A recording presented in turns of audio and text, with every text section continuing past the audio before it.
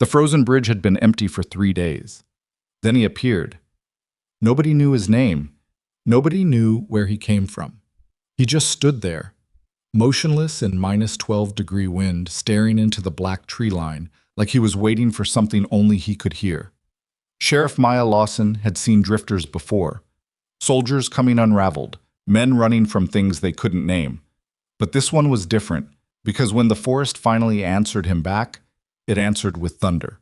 Two shadows exploded from the tree line at 60 miles an hour, straight at his chest, and nobody in Silver Ridge, Colorado would ever be the same again. Before we go further, if stories like this wreck you in the best possible way, hit subscribe right now and turn on notifications. Every week I bring you stories that hit different, the kind that stay with you. And drop a like, then tell me in the comments, what city or country are you watching from? I want to see how far this story travels. Now, let's go back to that bridge. The kind of cold that doesn't just bite. It decides things about you. It decides whether your truck starts, whether the pipes hold, whether the old woman on Garnet Street makes it through another night with nothing but a kerosene heater and 3 cats for warmth. The cold up here had opinions, and Silver Ridge had learned decades ago to respect every single one of them. The town itself was the kind of place that existed on maps, but not in conversations. Population 412, 411, if you counted the fact that Dale Pritchard had finally left his wife and nobody expected him back. One traffic light. A diner that served the same rotating menu it had served since 1987. A sheriff's office that shared its building with the public library, separated by a single interior wall thin enough to hear Mrs. Delgado stamping returns on quiet Tuesday afternoons. And a bridge. Old Route 9 bridge, technically. Everyone just called it the bridge because there was only one that mattered. A century-old steel and timber span that crossed Coldwater Creek at the northern edge of town, where the road gave up pretending to be useful and surrendered itself to the national forest beyond. The creek ran black and fast beneath it in summer. In December it froze solid enough to walk on, but nobody did, because the creek bed was 15 feet down and the ice had moods. Cole Mercer had been standing on that bridge since 7 in the morning. It was now past 3 in the afternoon. Deputy Hector Reyes had driven past it twice, once on his morning patrol loop, once after lunch. And both times the figure was there. Same position. Same dark canvas jacket, no visible gloves, no hat. Standing at the east rail, both hands resting on the rusted steel, eyes pointed at the tree line like he was reading something written in the pine needles. "Still there," Hector said, pushing through the sheriff's office door and stomping snow off his boots. 8 hours, give or take. Maya Lawson didn't look up immediately. She was at her desk, reading a land survey filed 3 weeks ago by a timber surveyor who had since stopped returning the county assessor's calls. Something about it bothered her in a way she couldn't fully articulate yet, the way certain things bother you before your brain figures out why. Anybody talk to him? Pete Walsh tried. Said the guy looked at him, said nothing, looked back at the trees. That's not threatening. Pete seemed pretty threatened. Maya set the survey down. Pete Walsh is threatened by the automatic doors at the grocery store. She reached for her jacket on the wall hook. He armed? Pete didn't say. I mean the guy on the bridge, Hector. Oh. A beat. Couldn't tell. She pulled on her jacket, checked that her badge was clipped, and didn't reach for her sidearm yet.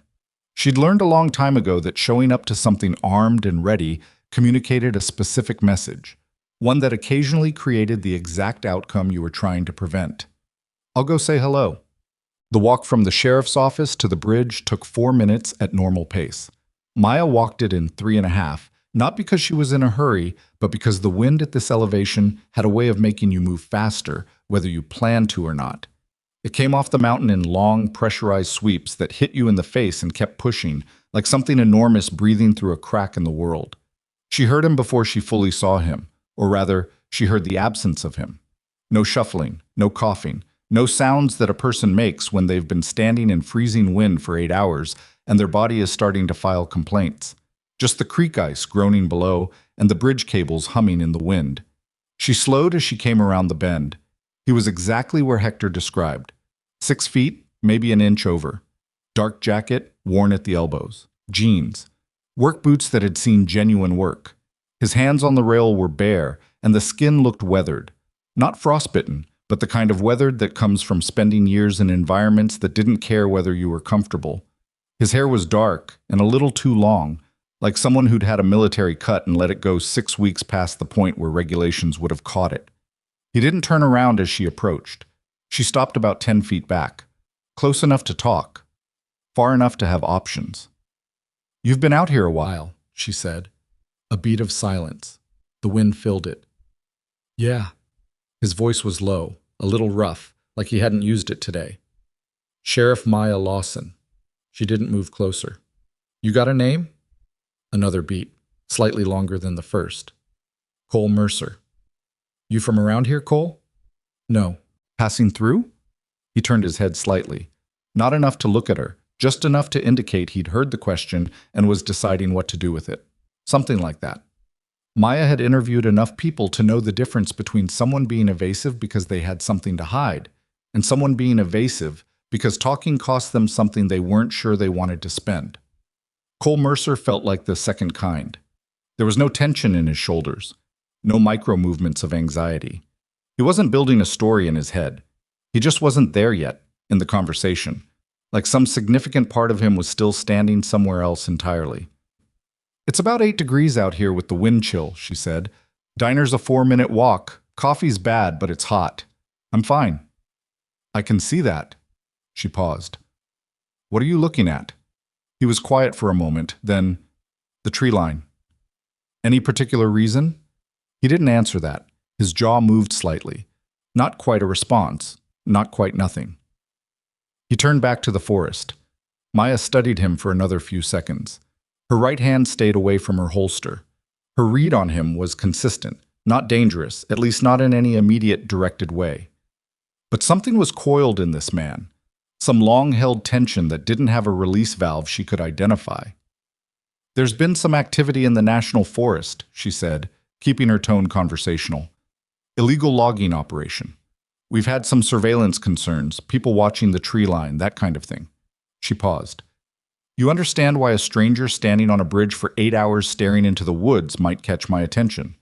He turned fully then, for the first time, and she got a look at his face. I was younger than she'd expected, mid-30s probably. But there were lines around his eyes that didn't come from age. They came from the particular kind of sustained focus that certain jobs require and certain experiences burn into you permanently. His eyes were steady and direct and gave nothing away, which was itself a kind of information. "I'm not connected to any logging operation," he said, flat, matter of fact, the way someone says something they consider obvious. "I didn't say you were." "You implied it." "I gave you context," Maya said. "There's a difference." She held his gaze. "What's in those trees, Cole?" His expression didn't change exactly, but something shifted behind it.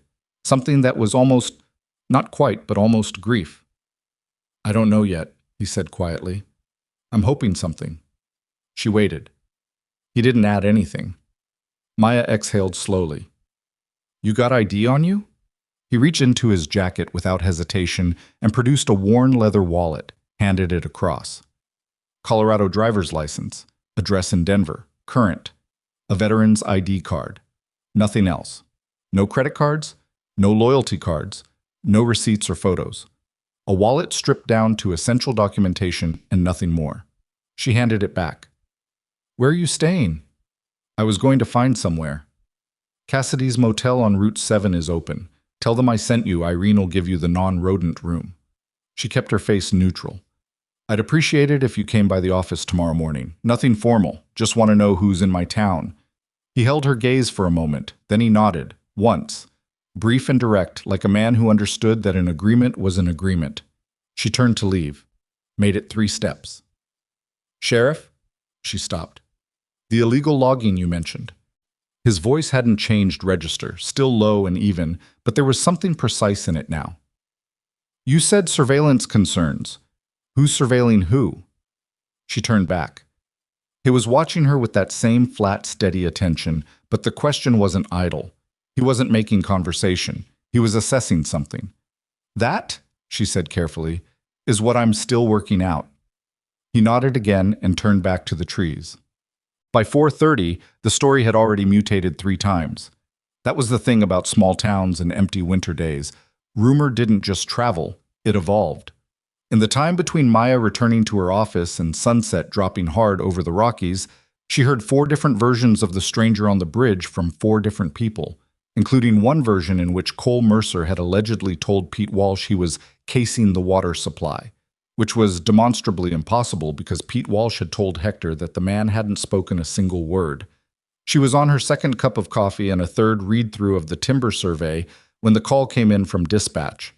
"Sheriff, we've got..." A pause, static. The radio up here was inconsistent at the best of times. "Something coming out of the north tree line on Old Route 9. Multiple calls. People are saying..." The radio gave out for 2 seconds. "Dogs." Maya was already reaching for her jacket. She heard it before she saw it. The bridge was 2 blocks from the office, and by the time she made it outside, 3 other people were already on the sidewalk staring north. Irene from the motel, Kurt Bassett from the hardware store, a teenager she didn't immediately recognize. All of them fixed on the same point, their breath coming out in fast white clouds. From the tree line came a sound she'd heard before on nature documentaries, the kind of sound that reached something deep and evolutionary in the human nervous system before conscious thought could process it. Heavy, rhythmic impact. Pause. Large ones. Moving fast. Maya's hand went to her holster. Not drawing, just ready. She started toward the bridge at a jog. She saw Cole first, still standing at the east rail exactly where she'd left him, except now his body had changed completely. He wasn't still anymore. He was turned fully toward the forest, both hands off the rail, weight slightly forward on the balls of his feet. His expression was something she didn't have an immediate word for. Not fear, not anticipation exactly, something rawer than either of those. And then the tree line detonated. 2 animals exploded out of the shadows between the pines, dark shapes, enormous, moving at a speed that made Maya's brain misclassify them for a half second as something else, something mechanical, before the shape resolved into fur and muscle and teeth. They crossed the 100 yards of open snow between the forest and the bridge in seconds, and Maya had her sidearm out of the holster and was already taking a breath and preparing to do something she would think about for a long time afterward. She didn't have to, because the dogs didn't attack. They arrived. The larger one, dark brindle, easily 90 pounds, wearing a faded tactical harness that had been cut and reattached in multiple places, hit Cole in the chest so hard it knocked him backward a full step, and the sound it made wasn't a bark or a growl. It was something between a whine and a cry, high and desperate, and nothing like what that body looked capable of producing. The second one, slightly smaller, reddish-brown with a scar that crossed its muzzle from eye to jaw, hit him from the other side, and they were both on him simultaneously.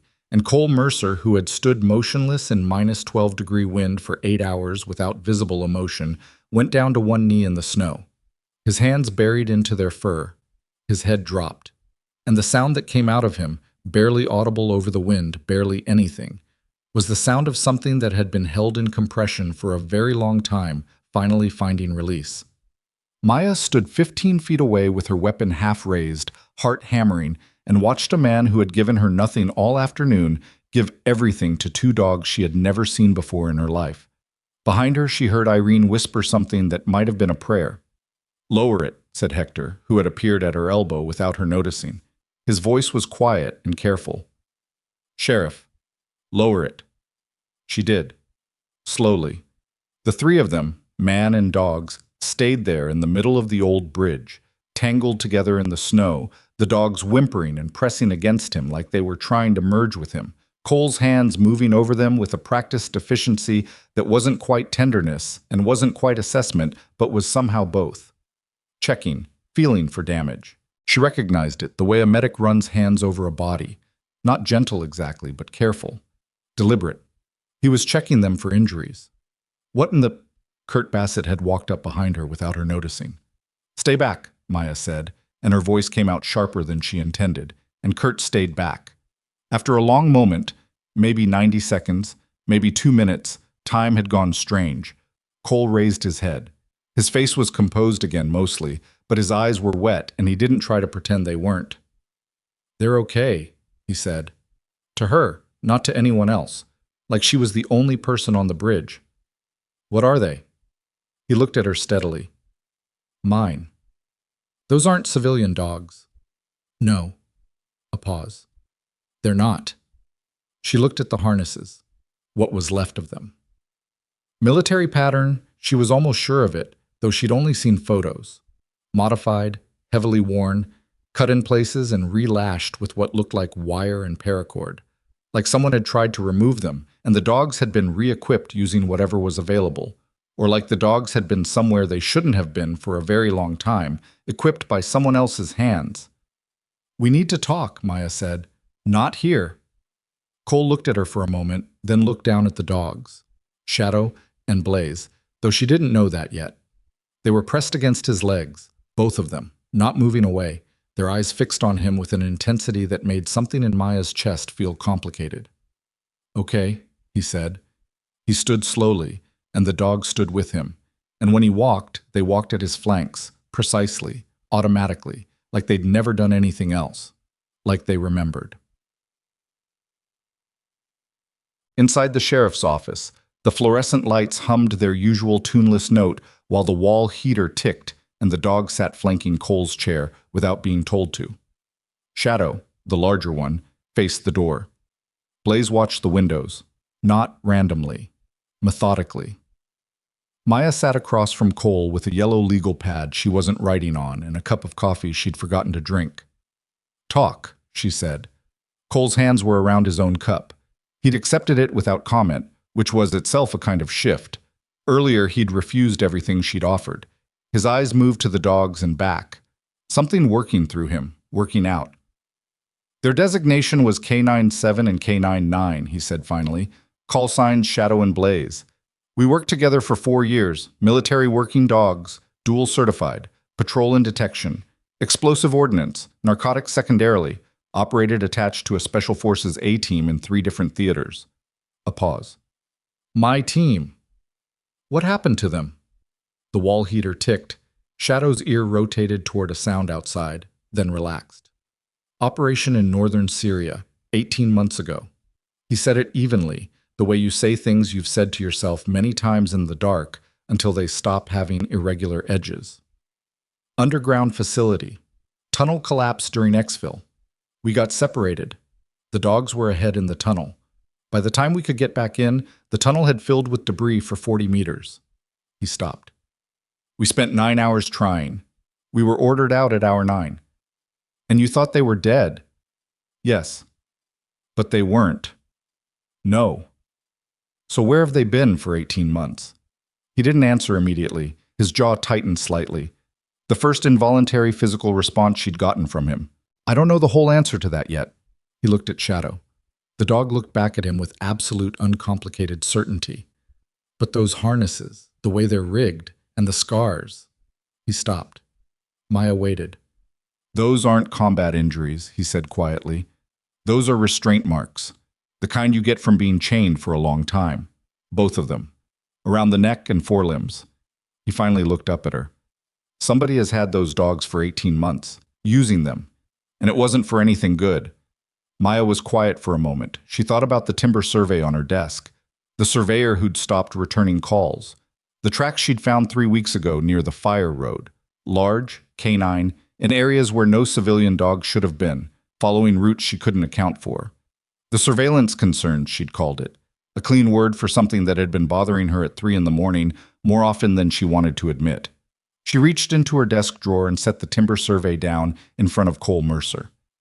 Tell me what you know about Gavin Holt, she said. He looked at the name on the survey document. Something moved across his face. I don't know that name, he said. No, Maya said, but I think he knows yours. She turned the survey to the back page, the section she'd been staring at before any of this happened, the section that had bothered her at a frequency she couldn't identify until right now. A notation, handwritten in the margin by the surveyor before he disappeared. 2 words and a number. Dogs. Trained. Active. Maya watched Cole read it, watched his expression do the thing it had done on the bridge, that compressed, controlled, not quite grief, and then watched it shift into something else, something colder. Somewhere out in the darkness beyond the north tree line, past the frozen creek and the silent pines and the hidden trails. No map acknowledged, a pair of binoculars lowered from a man's face.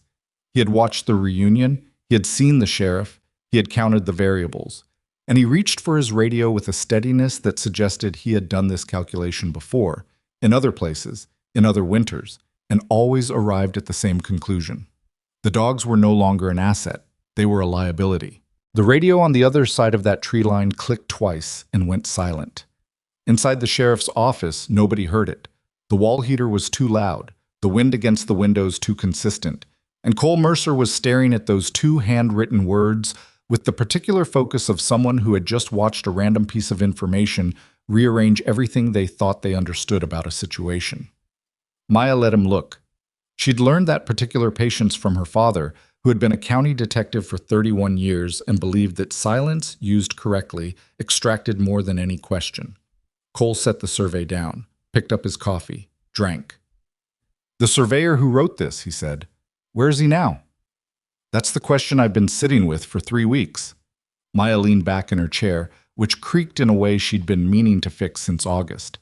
"Name's Darren Fossey, 44, out of Glenwood Springs. Filed this survey on behalf of a timber assessment company called Ridgeline Resources, LLC. 2 days after he filed it, his truck turned up at a trailhead on the north side of the reserve. No Darren. Search? 4 days. Dogs, helicopter, the whole thing. Found his pack, his gear, his lunch, still in its bag. Didn't find him." She paused.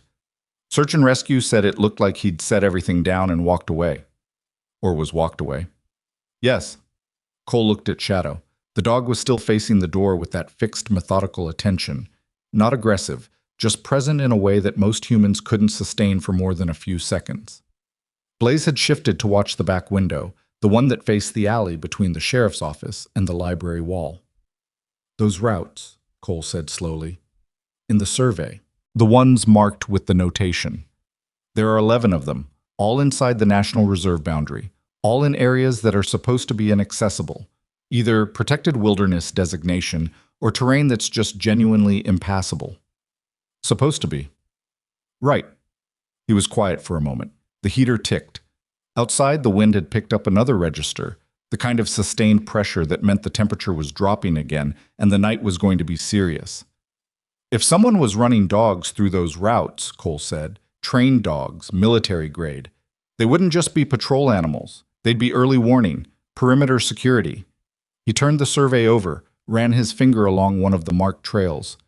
"Whoever has been using Shadow and Blaze has been using them as a security system, which means whatever they're protecting in there is significant enough to require that level of coverage." "An illegal logging operation." "Maybe." He didn't sound convinced. "You don't think that's what it is?" "I think logging is what's on the surface." He looked up at her. "But you don't chain military working dogs for 18 months and run them as perimeter security to protect timber. The risk-to-value ratio is completely off. Those dogs are trained for threat detection, explosives specifically." A pause. "What are they worried about someone finding that they'd need that level of detection capability to protect it?" Maya didn't answer immediately, because she'd been asking herself a version of that question for 3 weeks and hadn't liked any of the answers she'd arrived at. Her desk phone rang. She held up one finger to Cole and picked up. "Lawson. Sheriff, it's Hector. I'm out on Route 7. His voice had the slightly compressed quality it got when he was trying to sound calm and mostly succeeding. "We've got a situation at the Cassidy property, fence line on the north end. Something cut through it. Something or someone. The wire's been cut clean, both strands. And Sheriff..." A pause. "There are tracks. Big ones. Coming from the north and going back." Maya was already standing. "Don't touch anything. Don't follow them. I'll be there in 10. She hung up. Cole was watching her. "I need to go," she said. "I know." He stood. Shadow and Blaze were on their feet before he was, like they'd been waiting for the signal. "I'm coming with you." She looked at him for a moment. At the dogs. At the survey still sitting on her desk. "You're a civilian." "I'm a veteran with a DOD identification number and 2 military working dogs who just emerged from your national forest after 18 months of illegal detention." He said it without heat, just fact. "And I know those animals better than anyone alive. If those tracks match their gait pattern, I can confirm it in 30 seconds. She grabbed her jacket off the hook. You ride in the back. You do what I say when I say it. You don't touch anything without my direct authorization. Understood? And those dogs stay on leash. He looked at her with something that wasn't quite amusement but lived in the same neighborhood. They don't use leashes. Tonight they do. The Cassidy property was a 14-acre horse ranch on the western edge of Route 7, butting up against the reserve boundary on its north side. The fence line in question was a 3-strand wire barrier that marked the legal edge of the national forest. Beyond it, no private access, no vehicles, technically, no foot traffic without a permit. The Cassidys had complained twice in the past year about finding the fence cut. Both times Maya had filed a report, and both times nothing had come of it because there was nothing to follow. Hector met them at the gate with a flashlight and an expression that suggested he had questions about the 2 large dogs, but was choosing to prioritize professionally. Over here, he said, and led them along the fence line toward a section where the wire hung slack and wrong. The cut was clean, not torn, not rusted through. Cut with something purpose-built, wire cutters or bolt cutters, good ones, the kind that left a flush edge rather than a crushed one. Maya crouched and examined it without touching. Same as the last 2? She asked Hector. Identical. Same height on the post, same method. Cole was standing back from the fence by about 6 feet, letting Shadow work the air on a loose circle. He wasn't directing the dog. No commands, no signals that Maya could see. Shadow was just moving, nose up, reading something invisible and specific. Then the dog stopped, sat, stared at a point about 40 feet into the dark tree line. What does that mean? Hector said quietly. Alert, Cole said. He was watching Shadow with an attention that had gone very still. She's got something. Explosives? Maya said. No, she'd signaled differently for that. He paused. Familiar scent. Something she recognizes. Blaze had moved to Cole's right side and was doing the same thing. Nose up, body rigid, both of them locked on the same invisible point in the darkness beyond the tree line. Can they track it? Cole was quiet for a moment. Maya got the sense he was running a calculation that had variables she couldn't see. Yes, he said finally, but not tonight. Why not? He turned and looked at her directly. Because whoever cut that fence knows these dogs are here now. They saw the reunion on the bridge. They had binoculars, high ground, plenty of time. If we go in there tonight, in the dark, following a scent trail someone may have deliberately left. He stopped. Let her finish the logic herself. She did. It's a funnel. It's a funnel, he confirmed. Hector looked between them. Someone deliberately cut the fence to draw us into the forest at night? To draw them, Cole said, and his eyes moved to Shadow and Blaze. The dogs specifically. If you're running an operation in there and your security system just walked out the front door and found its original handler, your first move is to get them back, or eliminate the problem. The wind moved through the pine tops above the reserve boundary with a low, sustained sound like distant machinery. Maya stood up from the fence line and looked north into the dark. 14 degrees now, getting colder, cloud cover blocking any moon. We go back to town, she said. Tonight we go back to town. Boss. The argument started at 6:45 in the morning and was well underway by 7. State Wildlife Officer Doug Pratt had driven down from his station in Fraser at approximately 5:30 in the morning after Maya's late-night call, and he had brought with him a specific variety of bureaucratic certainty that Maya recognized and found exhausting, the kind that arrived wearing procedural language and left significant damage. He was sitting across from her desk now, in the same chair Cole had occupied the night before, and he was explaining to her for the 3rd time why she needed to stand down on the reserve investigation and hand everything to state jurisdiction. The federal designation creates a clear chain of authority, Maya. Anything inside that reserve boundary is, I know what the federal designation creates, Doug. I've worked this county for 11 years. Then you know this isn't your jurisdiction. The fence is on private property. The missing surveyor filed his last report in my county. The dogs were found in my town. She kept her voice even. I have 3 independent connections to this that have nothing to do with what's inside that reserve. Pratt tapped the survey on her desk. She'd shown it to him as a courtesy and was now regretting the professional instinct. Ridgeline Resources LLC is a state-registered entity, which puts this squarely in... Doug. He stopped. A man has been missing for 3 weeks. I have evidence of ongoing criminal activity within walking distance of a residential area. I have 2 animals that show signs of prolonged captivity and abuse. She looked at him steadily. What would you like me to do? File a form and wait? Pratt's jaw moved. I was not a bad man. She'd worked with him for 6 years, and that assessment hadn't changed. But he was a man who operated in a system, and systems had their own momentum that was sometimes indistinguishable from obstruction. I'm going to need to make some calls, he said finally. You do that. She stood. While you do, I'm going to follow up on active leads in my jurisdiction. She left him in her office and found Cole in the break room, where he'd apparently been since 5 in the morning. He'd pushed 2 chairs together into something approximating a sleeping surface and had, by the look of it, gotten maybe 2 hours of sleep. Shadow and Blaze were on the floor on either side of him. Blaze asleep, Shadow still awake, watching the door. Cole was at the coffee maker when Maya came in. He'd found the filters himself, and the coffee smelled significantly better than what she usually produced, which she noted without mentioning. State Wildlife's here, she said. I heard. He handed her a cup without being asked. They want you out. They want jurisdiction. Same thing.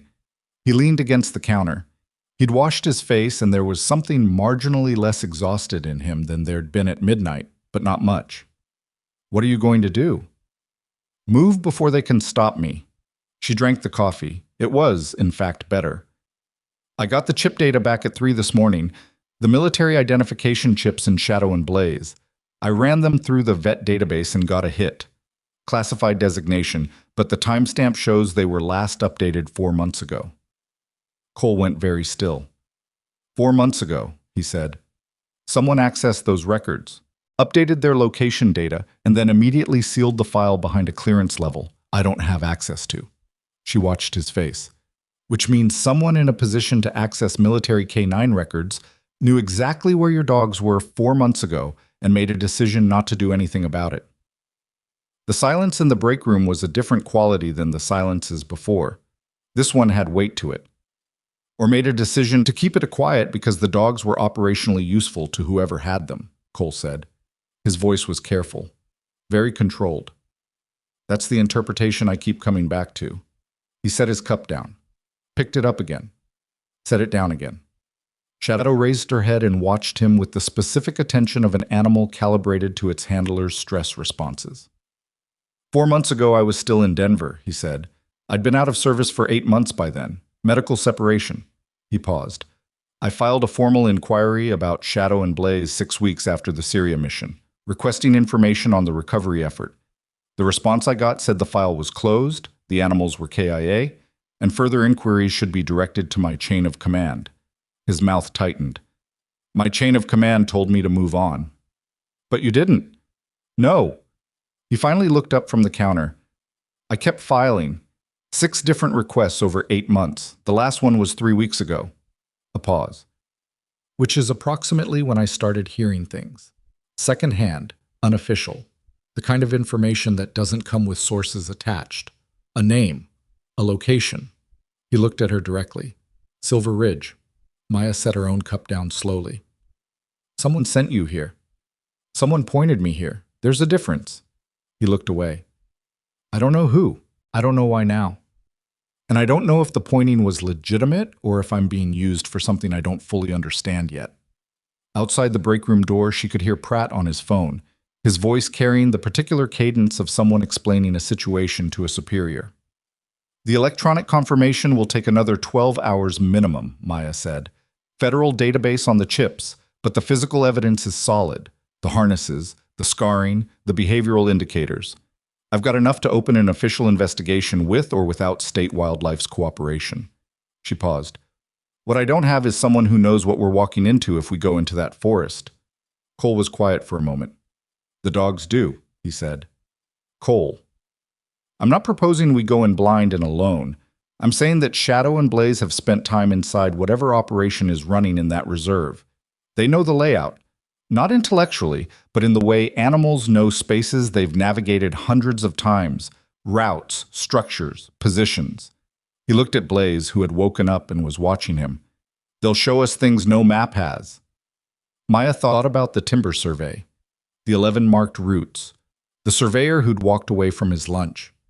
I need to make some calls of my own first, she said, and I need you to formally register with my office. Name, service record, contact information. If we're going to do this, we're going to do it in a way that doesn't get both of us buried under paperwork when it's over. Fair. And I need the full file on that Syria operation, whatever you have. Something crossed his face. Not resistance exactly, but a kind of reluctance that was familiar and specific. The look of someone being asked to open a door they'd spent considerable energy keeping shut. Some of it's classified, he said. I'm a sworn law enforcement officer conducting an active investigation. What's relevant to the safety of people in my jurisdiction, I need to know. He held her gaze for a long moment. Shadow put her head on his knee, and he dropped his hand to her without looking down, automatic as breathing. Okay, he said. But what Cole told her over the next 2 hours, piece by piece, with the particular reluctance of someone disassembling something they'd built to keep themselves functional, came to this. The Syria operation had not been what it appeared in the official record. The classified mission brief had described a straightforward infrastructure assessment, a suspected weapons cache in an underground facility, K9 teams attached for detection support, standard EOD protocol. In and out. Cole's team had been one of 3 elements assigned. What they'd found inside the facility had not matched the brief. He was careful about what he said. She noticed the places where he stopped, where he redirected, where he chose a general term instead of a specific one. There were lines he wouldn't cross even now, even here, and she respected that without pushing. But the shape of what he described was this. The facility had contained documentation, not weapons, records. The kind of records that establish connections between people and transactions that those people had strong interests in keeping unestablished. Someone knew what was in there before the mission went in, Cole said. The tunnel collapse wasn't an accident. The charge pattern was deliberate, placed specifically at the junction point that would separate the K9 element from the rest of the team. Shadow and Blaze were ahead of us because they were clearing the route. That's standard. He stopped. Someone who knew standard protocol used it against us. Someone on your team? Someone with access to the mission parameters. Could be team level. Could be higher. His jaw was tight. I spent 4 months trying to get an official inquiry opened. I got nowhere. And then I got medically separated, which effectively closed every door I had access to. The injury was real? He looked at her steadily. Yes. She believed him. So the dogs were left in that tunnel, she said, alive. And someone found them before your recovery team could. Someone who was already inside the facility, who knew the tunnel layout, knew where the collapse points were, knew that the K9 unit had been cut off. He stopped. They didn't find the dogs by accident. Outside, the wind hit the building in a long lateral push that rattled the break room window in its frame. Blaze's head came up, and the dog watched the window for 3 seconds before settling again. Gavin Holt, Maya said. The name felt different now than it had 12 hours ago. What does a timber operation and wildlife trafficking do with 2 military working dogs trained for explosive detection? Cole didn't answer immediately, and when he did, his voice was quiet. It protects something underground, he said. Something that needs that specific capability to stay hidden. Not timber, not animals. He looked at her. Something buried. Maya thought about the facility in Syria, the records, the connections between people and transactions. She thought about the surveyor who had written 2 words in a margin and then disappeared. She thought about the chip data updated 4 months ago by someone with military database access, and then immediately sealed. She pulled the survey map from her file and spread it across the break room table. The 11 marked routes radiated from a central area. She'd noticed it before but hadn't known what to make of it.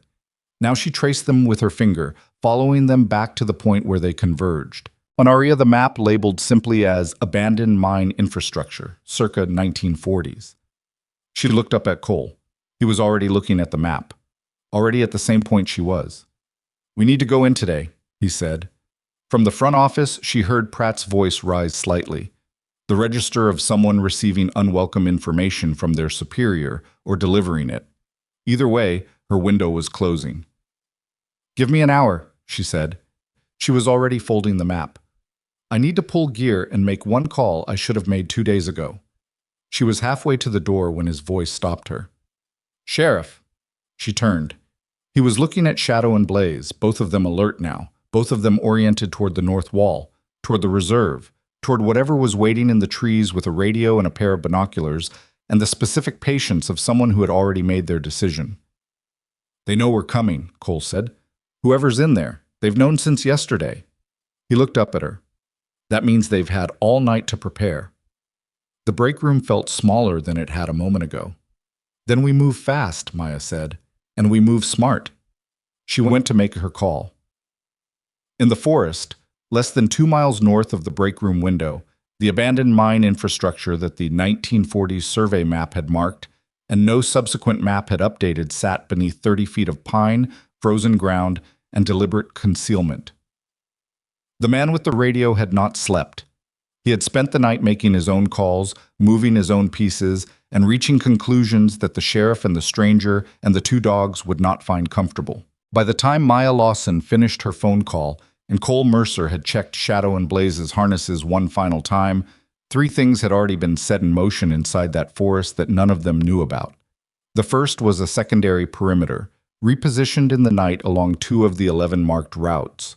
The second was the removal of the most sensitive materials from the primary underground location to a secondary cache whose position existed in no survey and no map and no record anywhere. The third was a device, motion-activated, positioned at the mouth of the route the dogs would most naturally take, the route that followed the scent trail Shadow had locked onto at the fence line, 40 feet inside the tree line, packed into the base of a Douglas fir that had been standing since before anyone in Silver Ridge had been born.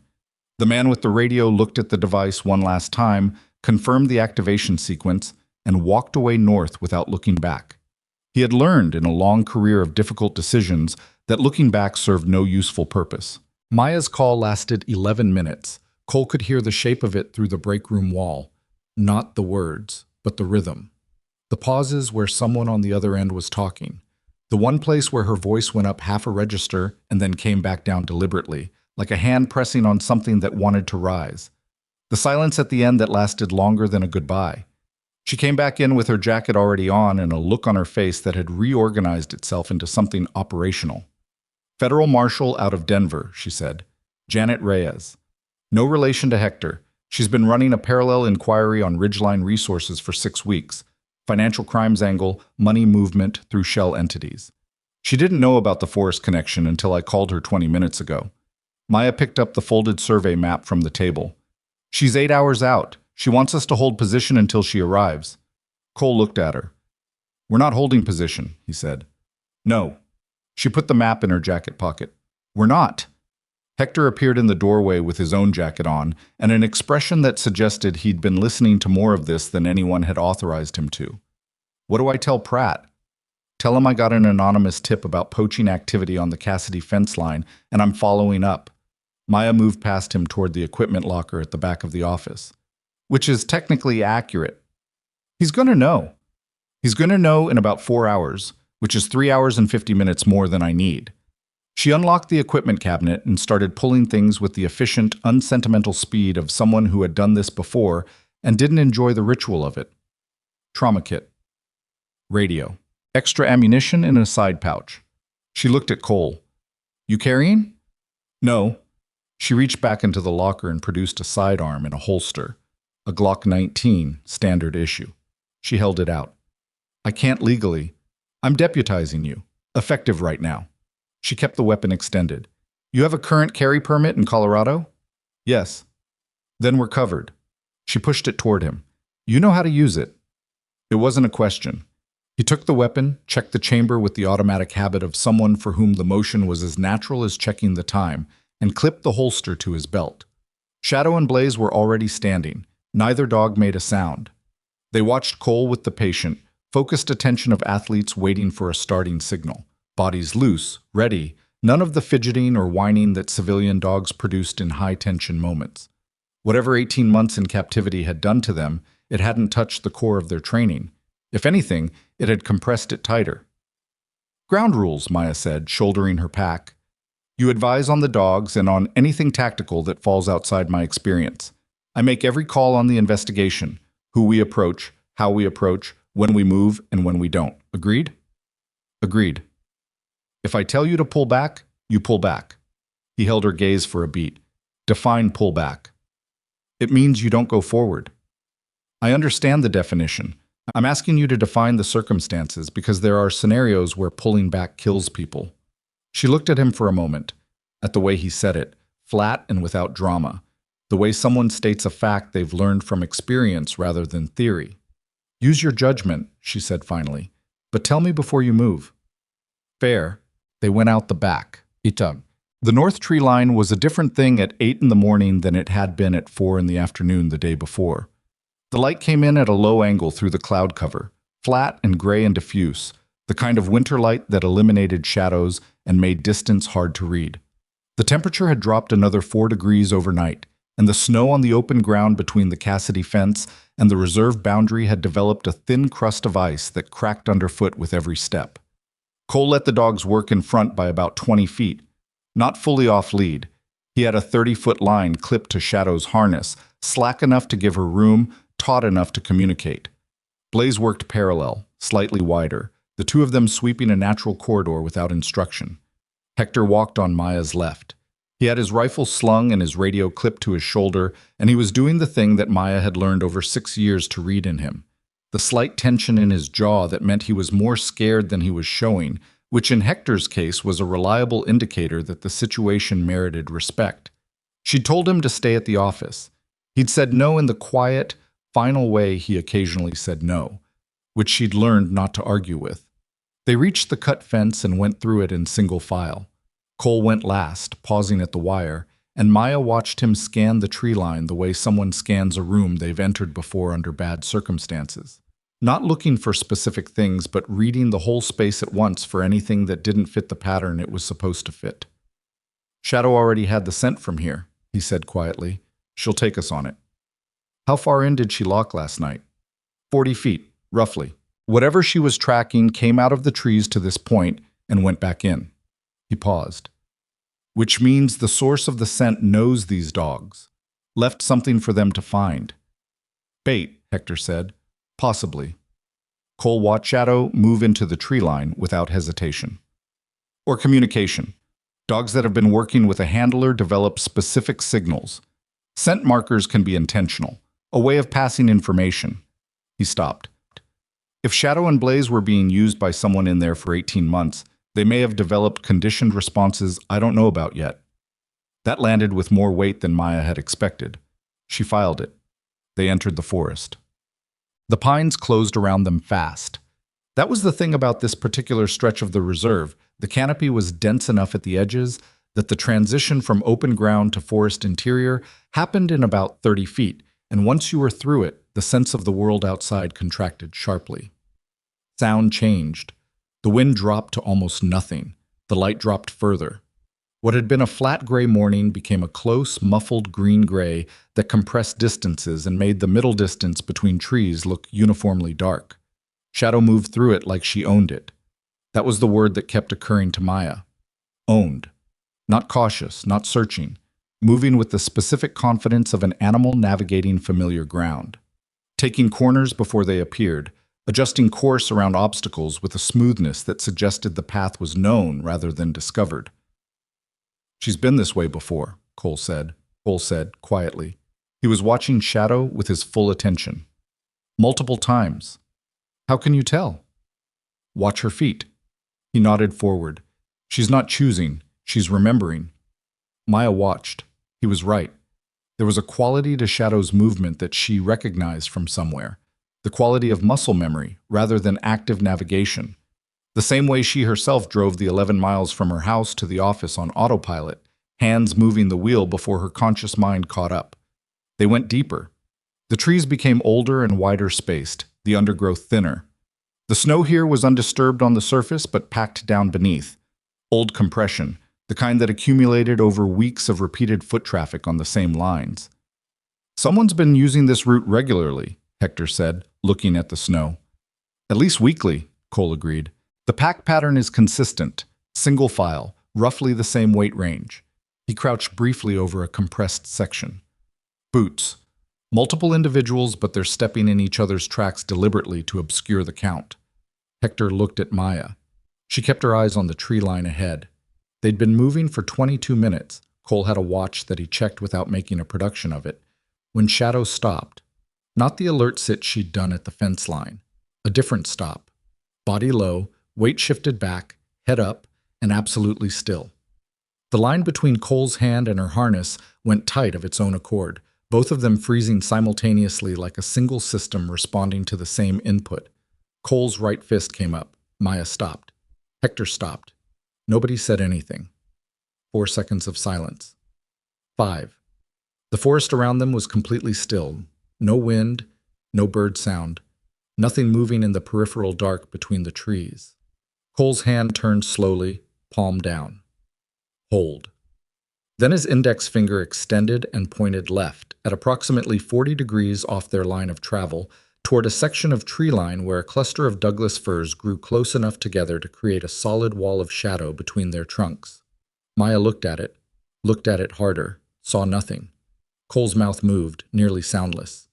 Wire. She looked again, and this time she saw it. Not the wire itself, but the absence of snow on a line between two trees at approximately shin height. A 2-inch strip of bare ground in an unbroken white surface. Something had kept the snow from settling there, something thin and horizontal and connected to the base of the fir on the left at a point where the bark had been recently disturbed. Tripwire. Her heart rate did something she didn't let reach her face. Cole was already moving, not toward it, but around it, wide left, stepping carefully and deliberately in a pattern she recognized from descriptions rather than experience. Weight transfer weight. Testing the ground before committing, the way you moved through territory that had been worked. He signaled Shadow forward on a specific line, the dog moving with him in perfect parallel, and then he stopped again and looked back at her. He pointed at the wire, then at the tree on the right side of it, then made a small circular motion with 2 fingers. She didn't know military hand signals, but she understood the pantomime. Look at the tree on the right. She looked, and this time it was worse than a wire. Fastened to the base of the fire, packed in under a dusting of snow that hadn't quite covered the edges. A dark block, roughly the size of a hardback book, with a small piece of hardware attached to the side that caught the flat gray light and gave it back wrong. Motion-activated trigger. Blaze was at Cole's side and the dog was doing something Maya hadn't seen before. A very subtle shift of weight, a tension through the shoulders that was different from Shadow's stillness. Blaze was communicating something. Cole read it and his expression changed. He looked back at Maya and held up 2 fingers, then pointed around them in a slow arc. 2 more. She felt the cold differently then. Not as weather, but as the specific cold of understanding that the ground you're standing on has been prepared for you. Cole came back to her in slow, careful steps, staying on the line he'd cleared. When he was close enough to whisper, he said, "There are at least 3. The one at shin height is noise. It triggers a bang, maybe a flashbang, designed to scatter and disorient. The device on the tree is the primary. Motion sensor, 15-foot activation radius." He paused. "We came in at the right angle. 5 feet further right, and we'd have been inside the radius. Can we go around?" "Yes. It'll take longer. I need to clear the route first." He looked at her steadily. "This isn't a perimeter defense. This is a kill zone approach. Someone built this overnight." She processed that.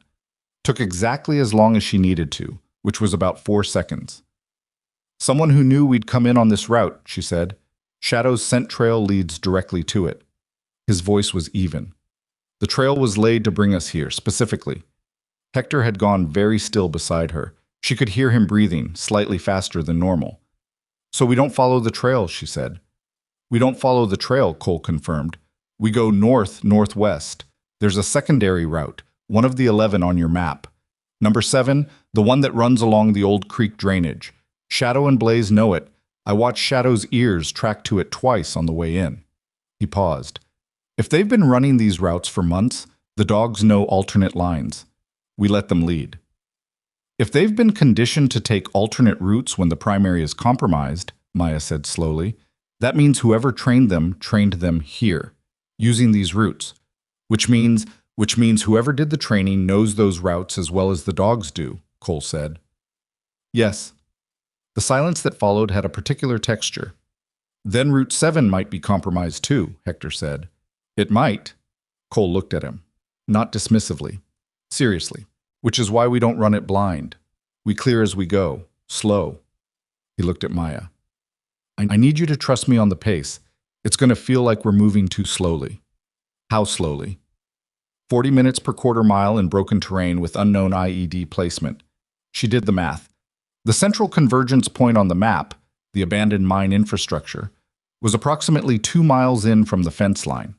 At that pace, with route changes, they were looking at 4 to 5 hours of movement before they reached anything, which meant they'd arrive in the early afternoon, which meant whoever was in there had at least 4 more hours to prepare.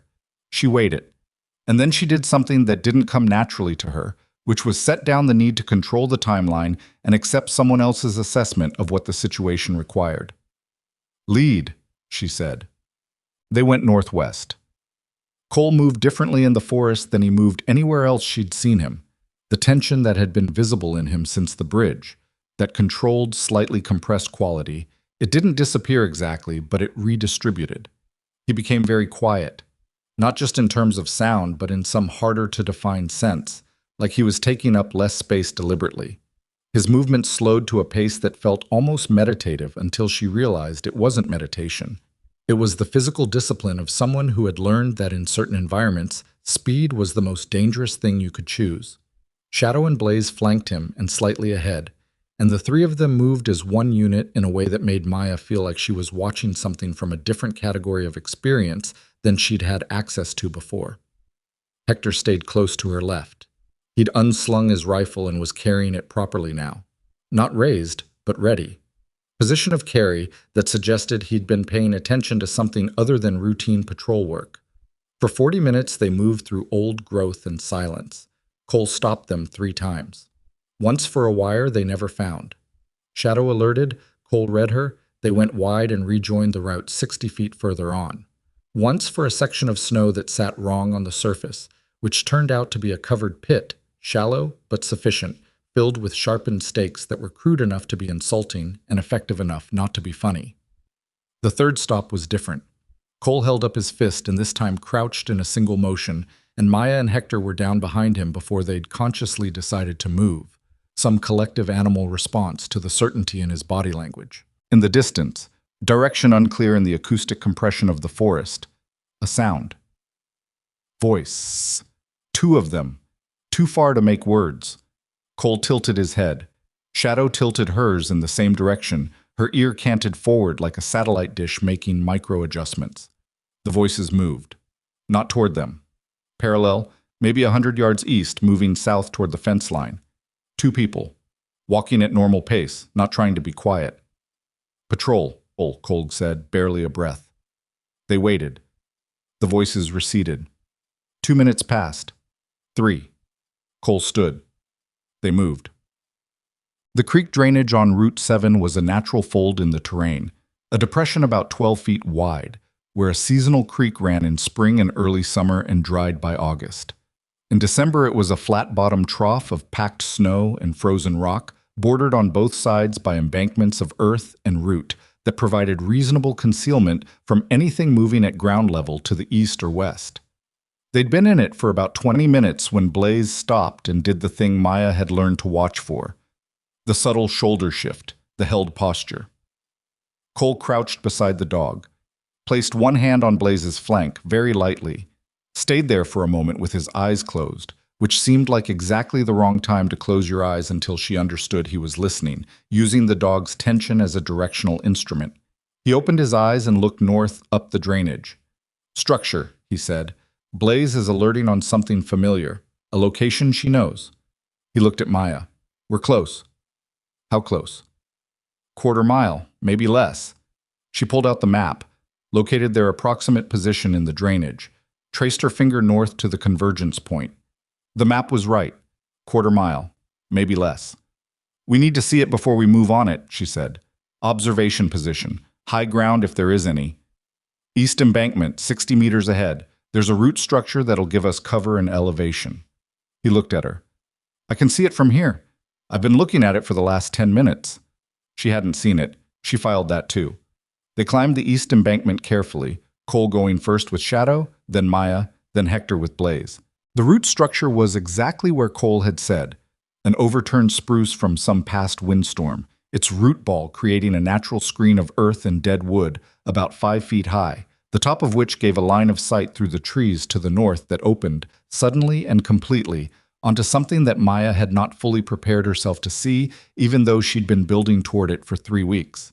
The mine infrastructure on the survey map had been designated as abandoned. She'd assumed that meant collapsed, reclaimed, unremarkable. It was none of those things.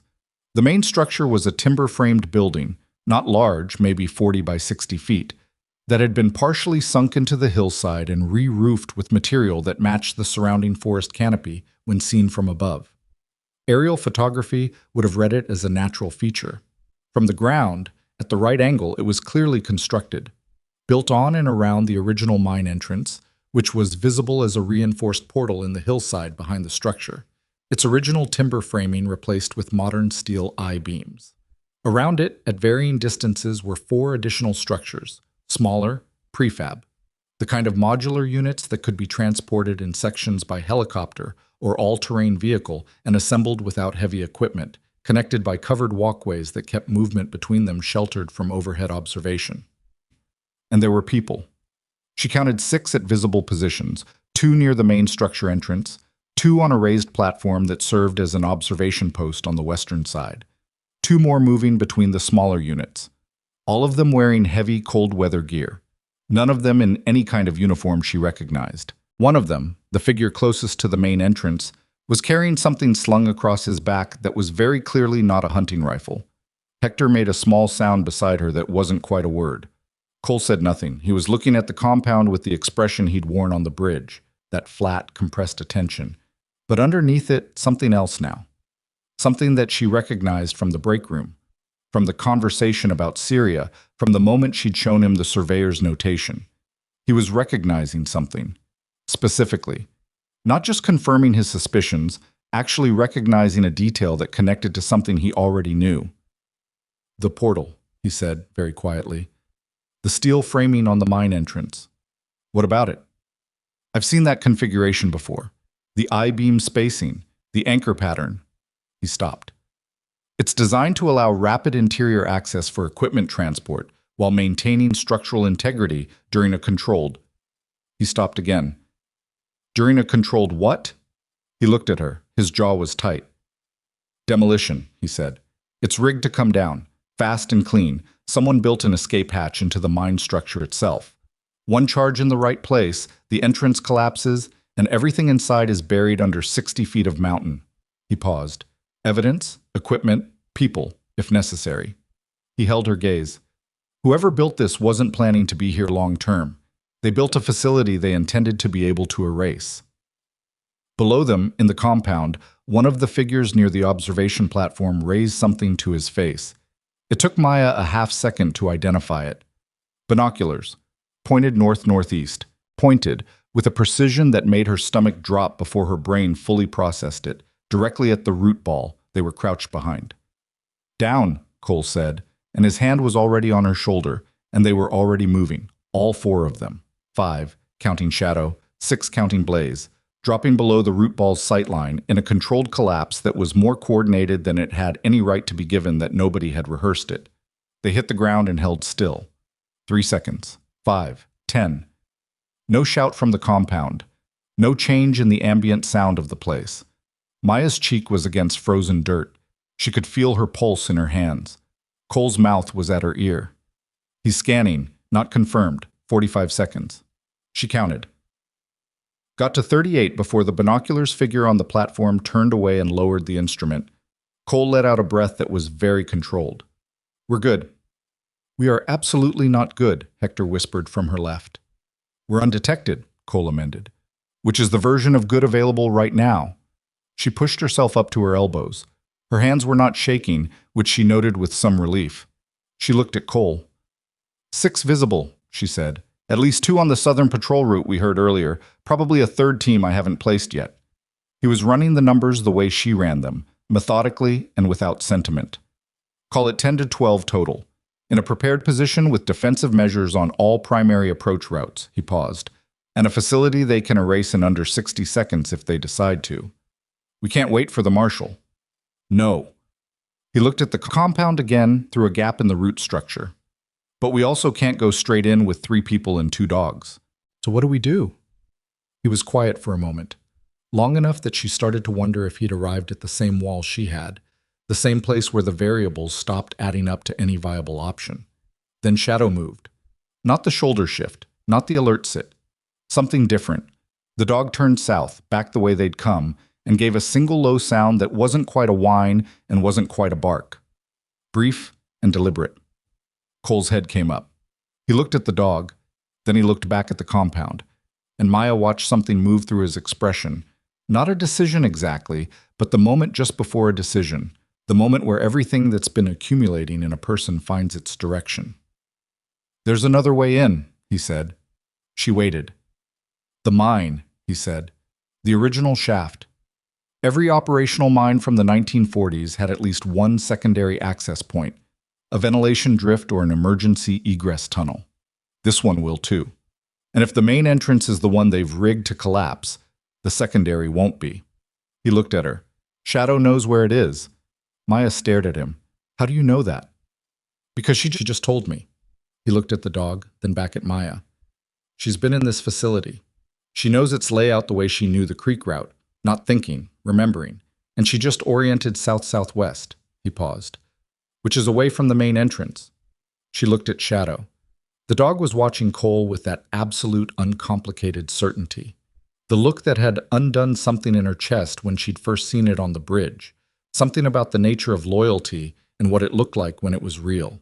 "If we go into a mine tunnel," Hector said carefully, "and something goes wrong, if we stay out here and they finish moving their materials and trigger the collapse sequence on the main entrance," Cole said, "everything that got him disappeared, everything that connects this operation to whoever is running it. It goes into the mountain and doesn't come out." He looked at Maya. "Your call." It was her call. She'd said that at the beginning and meant it. And now it sat in her hands with its full weight, which was considerably more than she'd anticipated when the morning started. She looked at the compound. 6 visible figures. A prepared defensive network. An exit strategy built into the architecture. She looked at Shadow, still oriented south-southwest with patient, animal certainty. She looked at Cole, who was waiting with no visible anxiety. Not because he didn't feel it, she understood that now, but because he'd learned to operate in the space between feeling something and being controlled by it, and that space was, apparently, where he lived. "South-southwest," she said. "We move now, before that patrol comes back around." Cole was already moving. The secondary entrance was 40 yards south of the compound perimeter, invisible from above under 30 years of pine needle accumulation and a collapse of earth at its original mouth that had been partially cleared, recently, from the look of the disturbed soil, and then recovered with the kind of deliberate, practiced concealment that suggested someone had used it repeatedly and understood the importance of leaving it unremarkable. Shadow found it in under 4 minutes, sat at its edge and looked back at Cole with the same expression she'd worn on the bridge when she'd hit his chest and tried to merge with him. "Here." Cole crouched at the opening. It was roughly 3 feet wide and 4 feet high. Enough to move through, not enough to move comfortably. The smell that came up from it was cold stone and old air and something mechanical, the faint residue of machinery and electrical equipment, and something else. Something that made Shadow's nostrils work for a moment before settling. Cole put his hand in the opening and let Shadow sniff his hand and then the air beyond it in the sequence that they'd apparently used for years. Handler scent as anchor, then the target environment, then go. Shadow's response was immediate, ears forward, body loose, ready. Blaze was already at the opening without being directed. Cole looked back at Maya. She had her weapon out and her flashlight in her offhand, the two together in the configuration she'd been trained for, and she was looking at the tunnel entrance with the focused expression of someone who had made their decision and was done reconsidering it. "Hector stays at the entrance," Cole said. "Communication relay. If we don't come back out in 90 minutes, I'll call it in," Hector said. He didn't sound happy about it. 90 minutes. "And if you hear the main entrance come down, I call it in immediately, and I don't go in after you." "Right." Hector looked at Maya. Something passed between them. 6 years of working together, compressed into a look that didn't require words. 90 minutes, she said. Cole went in first, Shadow ahead of him. Maya followed. The tunnel swallowed them. Behind them, Hector checked his watch, checked his radio, and settled in against the pine beside the entrance with his rifle across his knees, and the specific patience of someone who has been told to wait and understands that waiting is, in this case, also a job. The forest was quiet around him. The patrol had not come back yet. In the compound 40 yards north, the man who had lowered his binoculars from the observation platform pulled out his radio and spoke into it with a measured calm that had not varied in 20 years of decisions like this one. "They found the drift entrance," he said. "Execute secondary protocol. Now." A pause on the radio. Then a voice, slightly distorted by the distance and the cold. "Understood. Charges are live." The man put the radio away and looked at the mountain.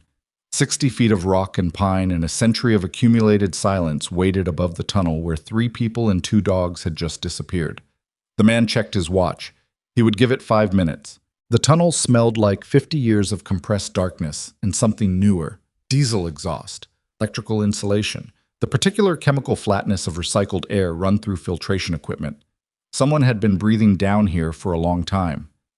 Shadow moved ahead of Cole at the end of the 30-foot line, her body low and efficient in the confined space, paws finding purchase on the rock floor with the quiet certainty of an animal who had navigated this particular dark before.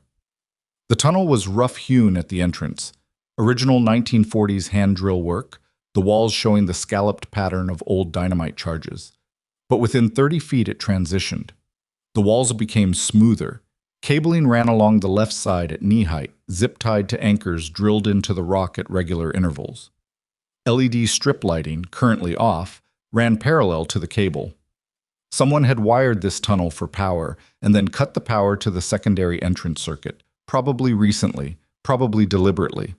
Cole had his flashlight in his left hand and kept it angled low, enough to see the floor, not enough to throw light far enough ahead to silhouette them to anyone waiting at the other end.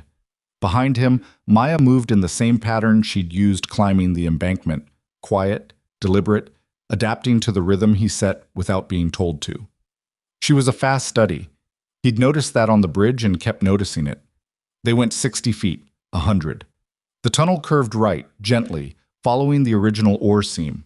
The ceiling rose to about 6 feet, enough to stand upright, which Cole did, rolling his shoulders carefully in the space.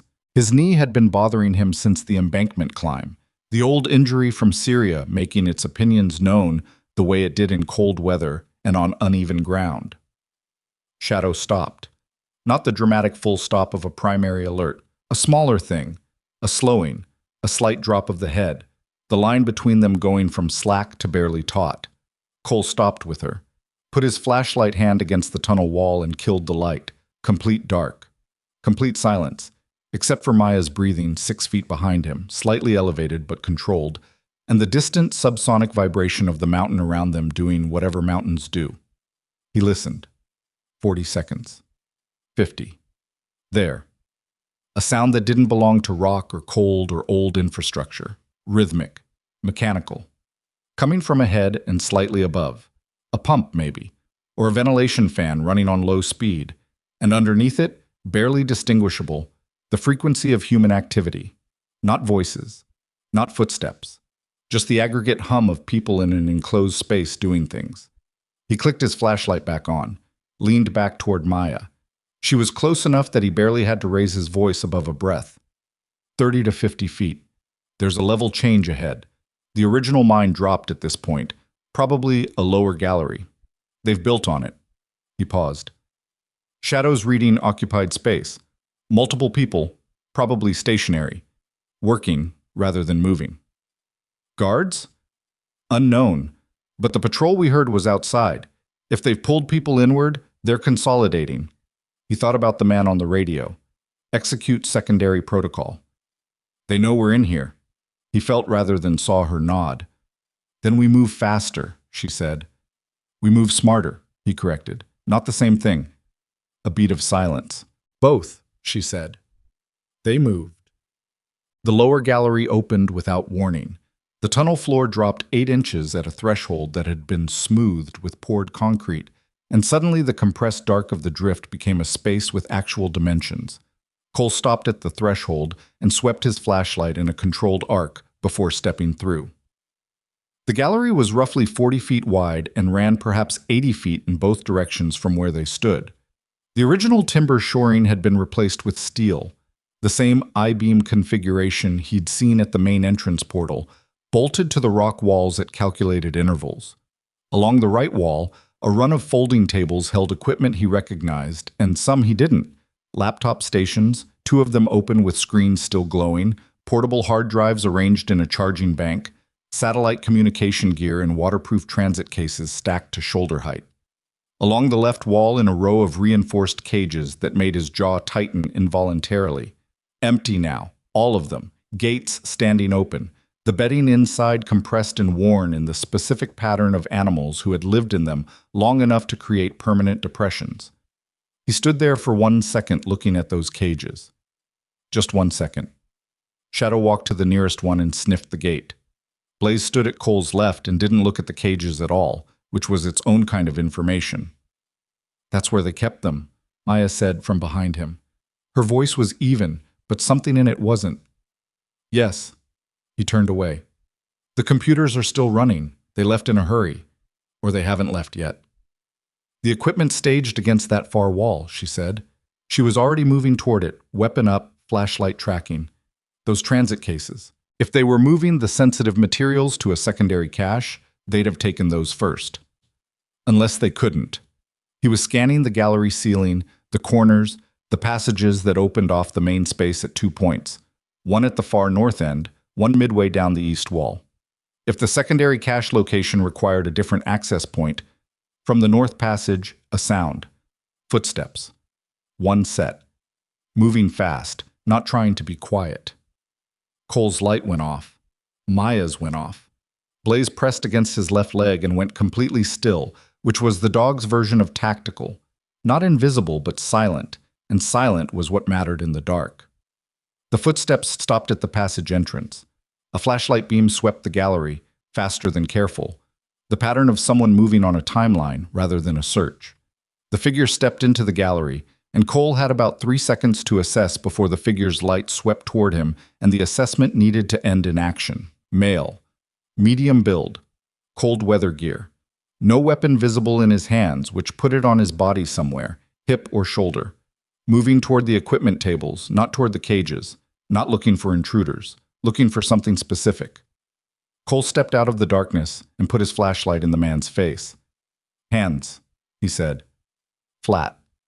No volume. The word that doesn't require explanation. The man froze.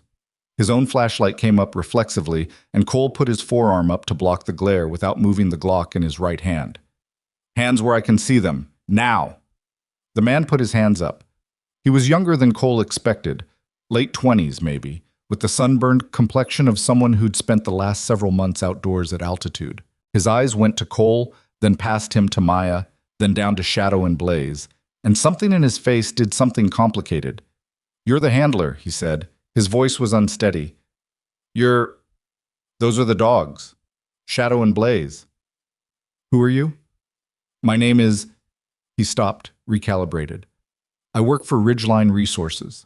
I'm a field technician. I do equipment maintenance. I don't—" He stopped again. His hands were trembling slightly. "I don't have anything to do with the operational side. I set up servers and fix generators." "Where's Holt?" Maya said from Cole's right. The man's eyes moved to her. "He's at the primary entrance. He's going to—" He stopped. "He gave the order 20 minutes ago, the sequence on the main entrance. He's going to bring it down." "How long?" "I don't know. I was told to grab the primary hard drives and use the north egress." He looked at the equipment tables. "That's why I came back in. The drives." He looked at Cole. "He's going to bury everything. All of it. He has a vehicle staged at the north egress exit, and he's—" "Where's Darren Fossey?" Maya said. A pause. Longer than the others. "The surveyor," Cole said. "He's in the north passage," the young man said. "There's a secondary holding room. He's alive. He's been alive the whole time, I swear, nobody. He was kept because he'd seen too much, not because—" He stopped, seeming to hear himself. "He's alive." "Take us to him," Maya said. "Right now." Darren Foss was alive, which was the important thing, and also the thing that needed some time to fully register given what he looked like. I was in a room that had originally been a powder storage alcove, 6 feet by 8, solid rock on 3 sides, a steel door on the 4th that had been padlocked from the outside. The young technician, his name turned out to be Marcus Webb, which he provided while unlocking the padlock with shaking hands, had the key on his person, which Maya noted for later consideration. Foss was 50 pounds lighter than his driver's license photo and had the pale, slightly unfocused quality of someone who had been in artificial light and limited space for a long time. He looked at them with the careful, disbelieving expression of a man who had stopped expecting rescue and was now trying to determine if this was real or a new variation on a situation that had been consistently bad. "Sheriff's Department," Maya said. She crouched in front of him. "We're getting you out." "They're going to blow the entrance," he said. His voice was rough and slow. "We know. Can you walk?" "Yes." He stood to prove it, which took longer than he wanted it to and required the wall's assistance. "Yes." Cole gave Marcus Webb a look that communicated a fairly complete sentence without words. "You are going first, you are going fast, and the consequences of anything other than full cooperation are things you do not want to discover." Webb understood it and nodded. They moved. The north egress was 110 feet of tunnel that climbed steadily and came out in a rock outcrop on the hillside above and north of the compound, screened by pine growth that was thick enough to provide cover and elevated enough to provide sight lines. It was a well-chosen position, and it had, as Webb had said, a vehicle staged at the end of a rough track that pushed through the forest to a fire road approximately a mile north. What it did not have was Gavin Holt. What it also did not have was the vehicle. Cole came out of the egress first, weapon up, shadow on his left clearing the immediate area with a sweep that she ran without instruction. The outcrop was empty. The track where the vehicle had been staged showed tire impressions, recent, deep, the tread pattern of a heavy 4x4 going north fast. He turned back to the egress entrance. Maya was behind him with Fosse, Webb in front of her. "He's gone," Cole said. Maya came out and looked at the track. Her expression did the thing it did when she was processing something unpleasant at speed. "He took the vehicle and ran, which means—" The sound hit them before the sentence finished. Not loud. That was the thing about controlled demolition when you weren't at the epicenter. From this distance, 150 feet above and north of the main entrance, it arrived as a deep below-frequency concussion that Cole felt in his sternum before he heard it with his ears. The mountain shuddered. Not dramatically. No Hollywood landslide, no eruption of smoke and debris visible from where they stood. Just a contained, deliberate shudder that lasted about 2 seconds and then stopped. And then silence that was deeper than the silence before it, because now the mountain had swallowed what it had been asked to swallow and was done with the transaction. Shadow and Blaze pressed against Cole's legs simultaneously, both of them. He put his hands on them without looking down. "The main entrance is gone," he said. "And everything inside it," Maya said. "Not everything." He looked at her. "The secondary gallery, the equipment on those tables, the hard drives Webb was sent to retrieve." She turned to Webb. "You didn't get them." Webb looked at the egress entrance behind them. "No." "So they're still in there." "The demolition sequence was designed for the main entrance only," Cole said. He'd been running the structural logic since the moment the charge went. The gallery itself and the secondary egress are intact.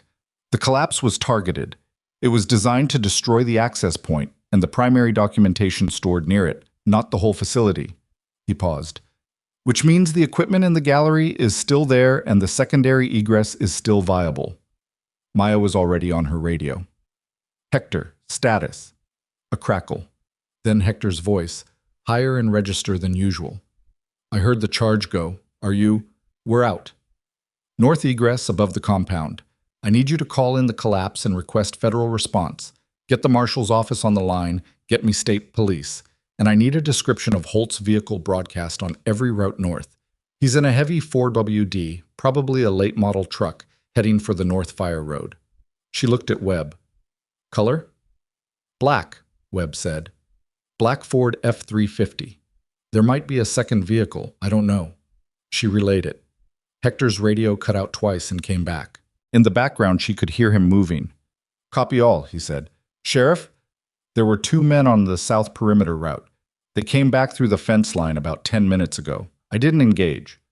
"Which direction did they go?" "North along the fence." Cole was already looking north through the trees, running the route logic. North along the fence from the compound's south perimeter, connecting to the fire road above them. Converging lines, and Holt had a vehicle at the apex. "He's picking up his people," Cole said. "Fire road, mile marker." He looked at Webb. 14, Webb said. "The logging road connects at 14. Maya was back on the radio. "Hector, all units to fire road mile marker 14, now." "Maya," Hector's voice. "I'm alone out here." A beat. "I know," she said. "Go anyway. Block the road if you can. Don't engage, just block. I need 2 minutes." She clicked off and looked at Cole. "I was already looking at the vehicle track." "Can those dogs track a vehicle?" she said. "No, but they can track the men who are on the south perimeter route." He looked at Shadow. "They know those men. They've run with them for 18 months, he paused. "Shadow and Blaze know every person in that compound by scent. They've been running perimeter with them. If those men went north through the fence—" "Do it," she said. He didn't need more than that. He gave Shadow the signal.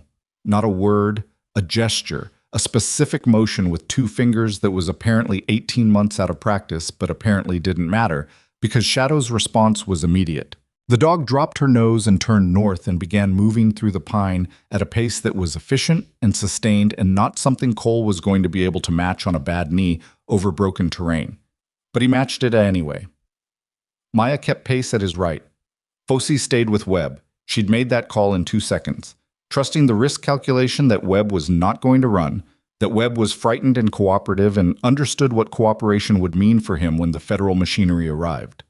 They went north through the pines. It took 11 minutes to reach the fire road, and for most of those 11 minutes, Cole's knee was telling him things he chose not to respond to. Shadow ran it without hesitation. Blaze flanked right, periodically cutting wide and returning, covering ground that Shadow's straight-line tracking left unchecked. The 2 of them working together in the forest had the quality of a system operating as designed. Not 2 animals, 1 unit, with redundancies and compensations built in over years of the specific kind of trust that gets tested in the dark.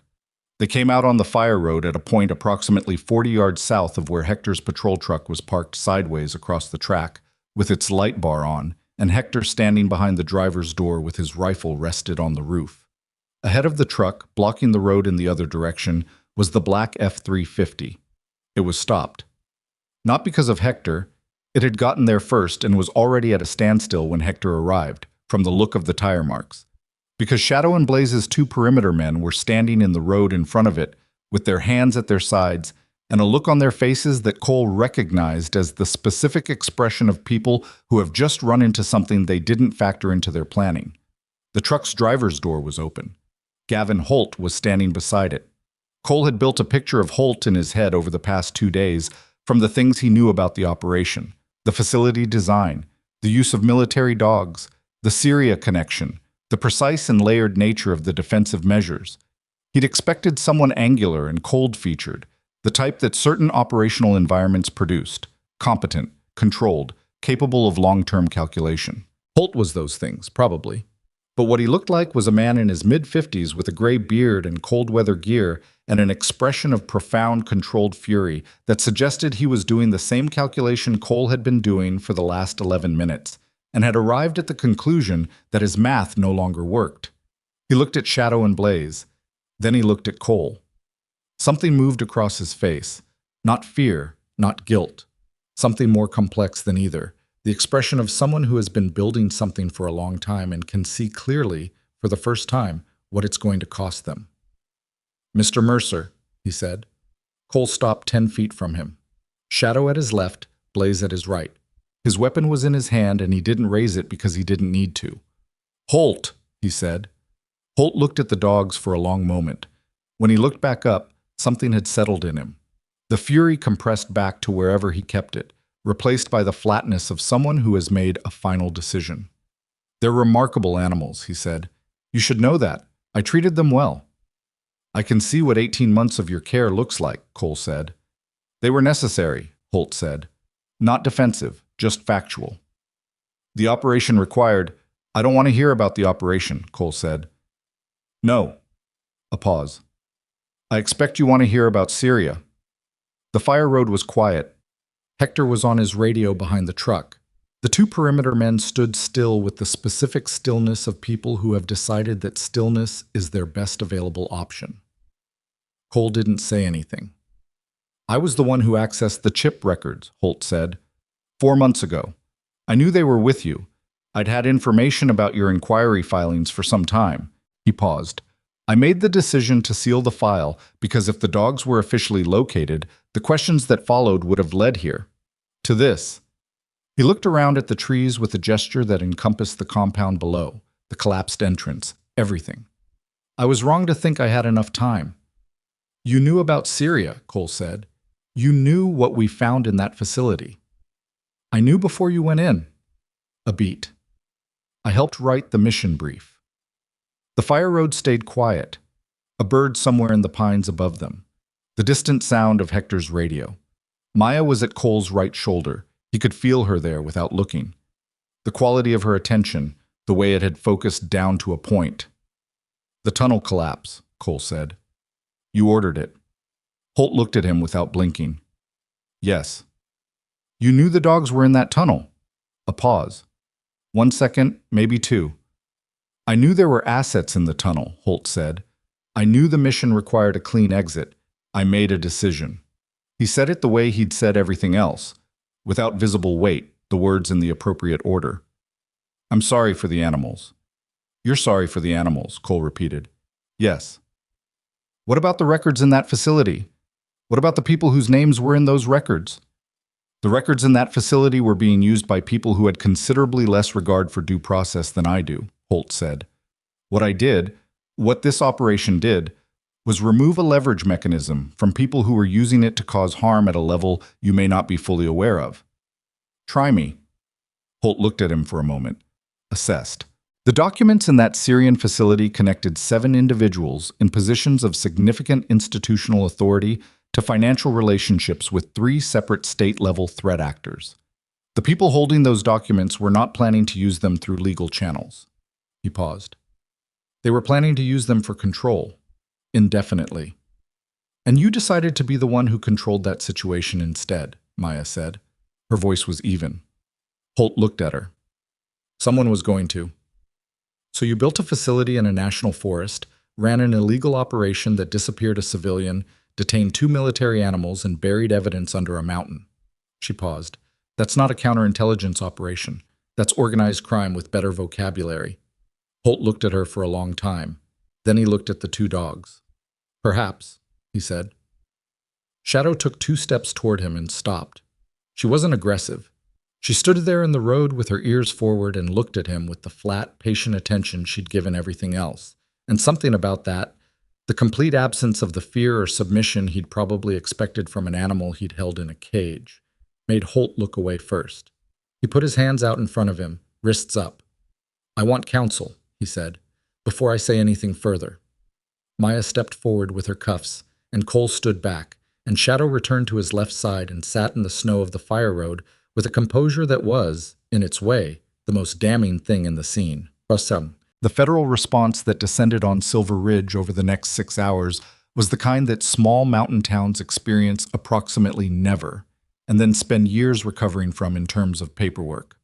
Janet Reyes, the federal marshal from Denver, arrived at 2:17 in the afternoon in a convoy of 3 vehicles that included 2 additional marshals, an FBI evidence response technician, and a man who did not introduce himself and whose affiliation was never formally established, but who spent most of the evening in a separate room with Holt and 2 lawyers who materialized from somewhere Cole didn't track. The secondary gallery of the old mine, accessed through the north egress with Marcus Webb's cooperation, yielded what the initial equipment survey suggested it would. 2 laptops, 14 portable hard drives, 3 satellite communication units, and a waterproof document case containing physical records that the evidence technician handled with the particular care that suggested she understood what she was looking at. Darren Fossey was transported to the county hospital in Fraser, where the attending physician informed Maya that aside from malnutrition, vitamin deficiency, and a respiratory issue from months of breathing recycled air, he was going to be fine. He'd spent the vehicle ride out of the forest talking in a focused, slightly feverish stream about everything he'd seen and heard during 3 weeks in the powder room, which Maya recorded on her phone and which Reyes would later describe as one of the more comprehensive witness accounts she'd received from someone in his physical condition. Marcus Webb gave a formal statement at the sheriff's office that lasted 3 hours and covered, among other things, the names of 8 other individuals connected to the Ridgeline Resources Network, the location of 2 additional sites in different states, and the identity of the person who had originally contracted Holt's operation, a name that made Reyes go quiet for a moment in a way that told Cole it was a name she recognized and had been looking for through a different door entirely. None of that was Cole's part. His part was done when Holt's wrists went into the cuffs on the fire road. He understood that clearly, the way he'd understood the edges of things his entire adult life. What was his to do and what wasn't, where the boundary was between his operational lane and someone else's. It was one of the things the military had given him that he hadn't had before he went in, and one of the things that had kept him from coming apart when the parts of it that were supposed to protect him failed to do so. He sat in a folding chair in the corner of the sheriff's office while the federal machinery ran its processes around him, Shadow at his left foot and Blaze at his right, and he drank coffee that was no longer the good coffee he'd made that morning, but the institutional version that had been sitting on the burner since afternoon and tasted like something that had given up on itself. He was on his second cup of it when Maya came and sat across from him. She had the look of someone who had been running on adrenaline for 8 hours and could feel it metabolizing out of her system in real time. Her hair had come partially loose from where she'd had it pulled back that morning. There was a smear of dried mud on her right jacket sleeve from the embankment. She held her own terrible coffee in both hands. "Reyes wants to debrief you tomorrow morning," she said. "I know, she told me. She's not going to be easy about the Syria angle." "I know that too." Maya looked at him over her cup. "You knew more than you told me about what was in that Syrian facility. It wasn't an accusation. It was a precise observation delivered without heat, the way she delivered most things. He'd come to expect that from her and found it easier than he'd expected to respond to. "Yes," he said. "How much more?" He thought about it honestly. "I knew the documents connected people to financial relationships with state-level actors. I didn't know the specific individuals. I didn't know the leverage component, that the documents were being held for control purposes rather than legal action." He paused. "I knew enough to understand that what happened in that tunnel wasn't an accident. I didn't know who ordered it. Holt. Holt gave the operational order. The question Reyes is going to spend the next 6 months on is who gave Holt his." "The unnamed individual." "Yes." He drank the bad coffee. "I'd been building toward that question for 18 months, and I still don't have the answer." Maya was quiet for a moment. Shadow put her head on Cole's knee, and he rested his hand on her without the usual automatic quality. He looked at her this time, actually looked, let himself register the fact of her there under his hand. "Your medical separation," Maya said. "Was that connected?" A beat. "I was told it was a result of the injuries I sustained in the tunnel collapse," he said. "Knee damage, which is real. Concussion sequelae, which were real at the time." He paused. "I was also told, informally, by someone I trusted, that the separation was being encouraged from above, that my inquiry filings had made certain people uncomfortable." He looked up from Shadow. "I don't have documentation of that. I have a conversation I can't prove happened." "Tell Reyes anyway." "I intend to." She nodded, drank her coffee. Outside the office windows, the last of the daylight was going, the particular fast descent of winter dark at altitude, the mountains eating the sky from the west in a way that was both familiar and every time slightly startling. "Webb knew the dogs' names," Cole said. Maya looked at him. "When we came through the gallery, he looked at Shadow and Blaze, and he said their names." He paused. "He'd been in that facility for what, 6 months?" Webb said. "Approximately." He knew their names, not their designation numbers, not their call signs as filed, their names. Shadow and Blaze. He was quiet for a moment. Holt knew their names too. He used them on the fire road. "What are you saying?" I'm saying someone told Holt about those dogs specifically, not just military K9 assets available for use. These specific animals, their names, their handler history. He looked at her. Which means whoever pointed Holt toward that tunnel collapse had detailed knowledge of my team's composition. Handler, call signs, individual animal profiles. A pause. That's not operational intelligence. That's personnel intelligence. That comes from a different category of access. The office was quiet around them. Hector was at his desk dealing with paperwork with the focused suffering of a man who understood that paperwork was the price of everything that had happened today. Reyes and her team were in the conference room with Holt's lawyers. The evidence technician was somewhere in the back with the hard drives and her equipment. Maya set her cup down, picked it up again. The chair creaked. So whoever ordered this has access to Special Forces personnel files, she said. Has or had. And had a specific interest in what was in that Syrian facility specific enough to target the K9 element of the mission team. He held her gaze. The dogs weren't incidental casualties of the tunnel collapse. They were the objective. Whoever ordered it wanted the K9 capability removed from the equation. Because the dogs could find the secondary cache. Because the dogs could find anything buried that their handlers directed them to find, he said. Explosive ordnance. Documents sealed in waterproof containers. Evidence in underground locations, he paused. Because the dogs are proof that the tunnel collapse was deliberate. Their survival, their condition, the fact that they were found and used rather than left to die.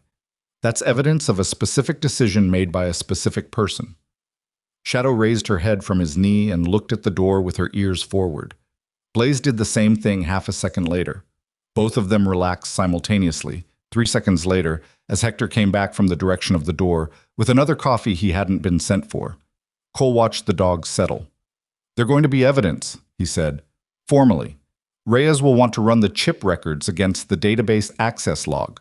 Whoever pulled those records 4 months ago left a trace, even if they sealed the file. And the harnesses, the restraint scarring, the behavioral data from an experienced handler speaking to their condition. He paused. They're material witnesses. The legal category doesn't exist for animals, but the evidentiary function does. That's going to create complications for your custody claim, Maya said. I know. Reyes is going to want them held as evidence pending the investigation. I know that too. He looked at Shadow, then at Blaze. I spent 18 months thinking they were dead. I can wait out an evidentiary hold. She looked at him for a moment with the expression she'd given him on the bridge. That careful, measuring attention that wasn't unfriendly, but wasn't soft either. Taking inventory. You came here on an anonymous tip, she said. 3 weeks ago you filed an inquiry, and then someone pointed you at Silver Ridge. You still don't know who. No. Does it bother you that you might have been used? That whoever pointed you here might have had their own reasons that had nothing to do with getting you back to those dogs? He thought about it honestly. It was the kind of question that deserved honesty. Yes, he said. It bothers me. He looked down at his hands. But the dogs are alive. Holt is in cuffs. Whatever's in those hard drives is in Reyes's hands instead of buried under 60 feet of mountain. He paused. If I was used to accomplish that, I can live with it. I've been used for things with worse outcomes. Maya was quiet. Outside, the mountain dark was complete. The wind had dropped to almost nothing, the kind of still that sometimes came at the end of a day at this altitude, the air deciding it was done moving for the moment. Get some sleep, she said. Reyes starts at 7. He nodded, started to stand, stopped. Sheriff? She looked at him. The thing you said this morning, about moving fast and moving smart. He paused. You did both. In there. He said it simply, without the awkwardness that compliments usually produced in him. I've worked with people who'd trained for years who didn't move the way you moved in that tunnel. I don't know what that's worth to you, but I wanted to say it. She looked at him for a moment. Something moved in her expression that she didn't try to manage. It's worth something, she said. He stood. Shadow and Blaze stood with him, both of them, in that synchronized way that hadn't changed. He walked to the corner where he'd left his jacket and his pack and began going through the mechanical process of getting ready to leave a place. And Maya watched him do it with her terrible coffee going cold in her hands. Outside, somewhere on the fire road that led north from the compound that no longer existed, a federal vehicle moved through the mountain dark toward the highway, carrying Gavin Holt and his lawyers toward a set of proceedings that would take years and reach further than anyone in Silver Ridge would fully understand for a long time. And in the corner of the sheriff's office, two dogs settled on either side of the man who had been looking for them for 18 months and simply stayed there, the way they had always stayed, steady, present, not asking anything from the situation except that it continue. He slept 4 hours on the cot in the back room of the sheriff's office, which was technically a storage room with a cot in it, and it was the best 4 hours of sleep he'd gotten in 18 months. He didn't analyze that. Some things were better left as facts. Shadow slept against his back. Blaze took the floor beside the cot with her head on her forepaws, and Cole woke twice in the night, and both times the first thing he was aware of was the weight of Shadow against his spine and the sound of Blaze's breathing, and both times something that had been clenched in him for so long he'd stopped noticing it as a separate sensation simply wasn't there. He lay there in the dark the second time and let himself feel the absence of it. Didn't try to name it or hold it or understand it, just let it be gone. At 6:15 he was up, dressed, and had made functional coffee before Hector arrived at 6:30, looking like a man who had slept 3 hours in his own bed and considered that a reasonable trade for the day he'd had. Hector looked at the coffee, looked at Cole, and said nothing, which was a form of communication Cole had come to respect about the deputy. Reyes arrived at 6:58. She was a compact woman in her mid-40s with close-cropped hair going gray at the temples, and the particular economy of movement that Cole associated with people who had been doing difficult work for a long time and had stopped performing the effort of it. She came in, poured coffee, sat across from Cole at Maya's desk — Maya hadn't arrived yet — and opened a legal pad. "Before we start," she said, "I want to be clear about something." "Go ahead." "This debrief is investigative, not adversarial. You're a witness and a cooperating party. Nothing you tell me today changes that designation unless you tell me something that contradicts the physical evidence in a material way." She looked at him over her coffee. "I don't expect you will, but I found it's better to say it clearly at the beginning." "I appreciate that." "Good. Tell me about Syria." Maya arrived at 7:20 with snow on her jacket and a look that suggested she'd been up before the sun. She stood in the doorway of her own office for a moment, reading the room. Cole across from Reyes, the legal pad between them, Shadow and Blaze arranged on the floor with the settled quality of animals who had decided this location was acceptable. And then she went to the break room without interrupting. She could hear the conversation through the wall. Not every word, but the rhythm of it. Cole's voice, low and measured, going places she hadn't heard it go yet. Reyes asking things in short, precise sentences, and then not filling the space after them, which was good technique. She made coffee she didn't need and stood at the break room window and looked at the mountain. The north face was clear this morning. Cloud cover had moved east overnight, and the sky was the particular deep blue of high altitude in winter, the kind that looked painted. The pine forest on the lower slopes was dark green and still, and you couldn't see from here the cut fence line or the fire road or the collapsed mine entrance or any of the things that had happened in those trees yesterday. The mountain had absorbed it and gone back to looking like itself. She thought about Holt on the fire road. His hands out, wrists up, the specific composure of someone who had decided that a certain outcome was now inevitable and had stopped fighting the current. She'd cuffed people who raged, people who bargained, people who cried, people who tried to run at the last second. Holt had done none of those things. He'd looked at the dogs, and something in his face had, not broken exactly, but acknowledged. Something had been acknowledged. She thought about what Cole had said the night before. "You moved the way you moved in that tunnel." He'd said it without ornamentation, the way he said most things. But the weight of it, coming from someone whose benchmark for movement in tunnels was what she suspected it was, had landed differently than she'd expected, and she'd been turning it over since. Hector knocked on the break room door frame. "Fossey is asking for you. County Hospital." She set her cup down. "How is he?" "Doc says he's stable. He's talking a lot." Hector paused. "He says there's something he needs to tell you specifically. Wouldn't give it to the federal team." She looked at the wall between the break room and her office, through which she could still hear the low current of Reyes and Cole's conversation. "Tell Reyes I'll be back in an hour," she said, and grabbed her jacket. Darren Foss looked better than he had on the fire road, which was not a high bar, but was genuine improvement. He'd had a shower and a hospital meal and an IV in his left arm. replenishing things his body had been short of for 3 weeks, and his eyes were clearer and more present than they'd been when Maya had crouched in front of him in the powder room of the mine. He was sitting up in the bed when she came in.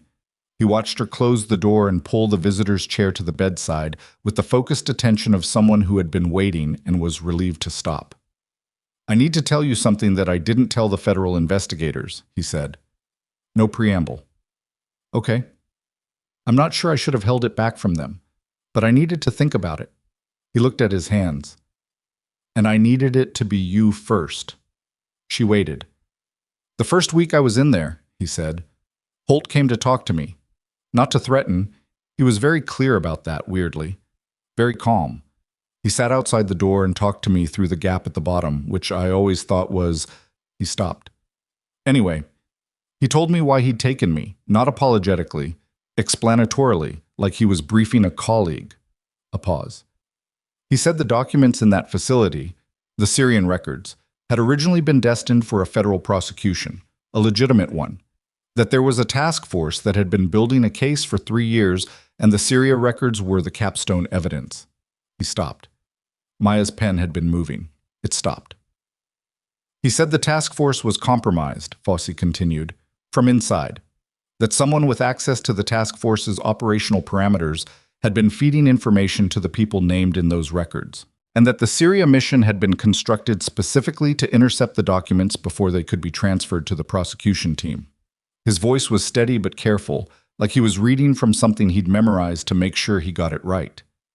He said his operation, the facility in the forest, was the only place those records were preserved, that the originals were destroyed in the Syria mission, and he had the only complete copies. The room was quiet.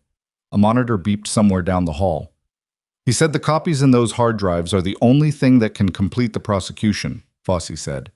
"And he said, and this is the part I needed to tell you specifically, he said there are names in those records that connect to people in federal law enforcement, current, active, senior level." He looked at her. "He said if those drives go to the marshal's office without someone trustworthy knowing what's in them, the same thing that happened to the task force could happen again." Maya looked at him for a long moment. "Why me?" she said. "Because," he said. Fossey paused. "He said a county sheriff in a mountain town with a clean record and no institutional connections was the safest set of hands he could think of." A long pause. "And because I've been listening to that man talk for 3 weeks, I don't think he's wrong about everything." She sat with that for a moment that stretched longer than she intended. "The drives are already with Reyes," she said. "I know. I can't untransfer evidence." "I know that too." He looked at his IV line. "I'm not asking you to do anything with it. I just needed to tell someone." He looked up. "I needed someone outside that system to know." She looked at the man in the hospital bed who had lost 40 pounds in 3 weeks of his life in a powder room underground, and was still, apparently, trying to do the right thing with the information he had. "I hear you," she said, and she meant it in a way that she understood would cost her something before it was over. The debrief with Reyes ran until noon. When it ended, Reyes closed her legal pad and looked at Cole with the expression of someone who had received considerably more than they'd budgeted for. "The unnamed individual," she said. "The one who contracted Holt's operation." "Yes." "Webb's statement gave us a financial pathway. We can trace it." She paused. "What you've told me today about the Syria mission and the personnel intelligence angle, that's a separate thread. I want to be transparent with you. It's going to take me to a place in this investigation that's above my current clearance to pursue." "I know," Cole said. "Which means it may not go where it should go."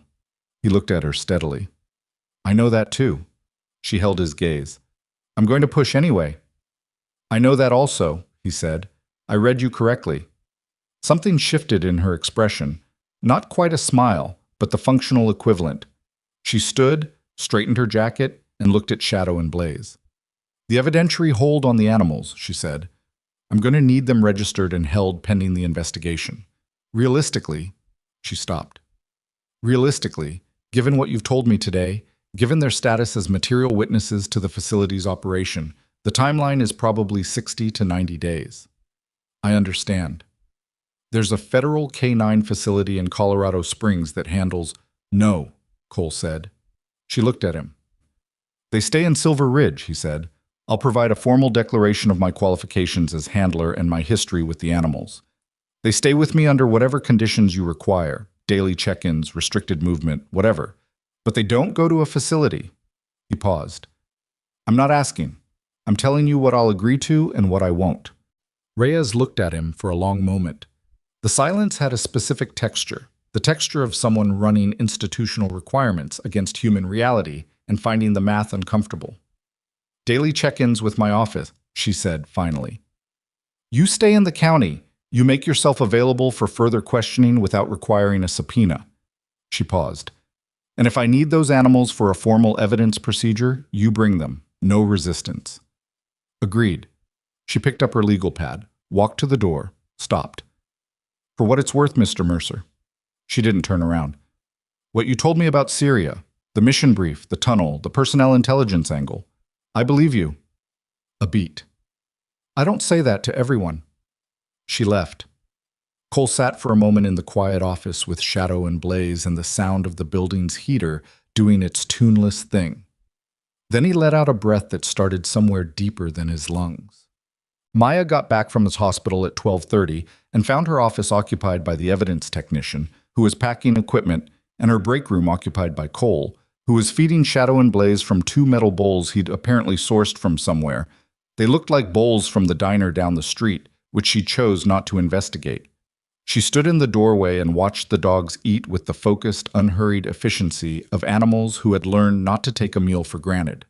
Cole was crouched beside them, not watching them exactly, just present, his forearms on his knees, his weight forward. The posture of someone who is done moving for the moment and doesn't need the moment to be anything other than what it is. Reyes told me about the hold agreement, she said. He looked up. Is that a problem? For you staying in the county? No. She leaned against the doorframe.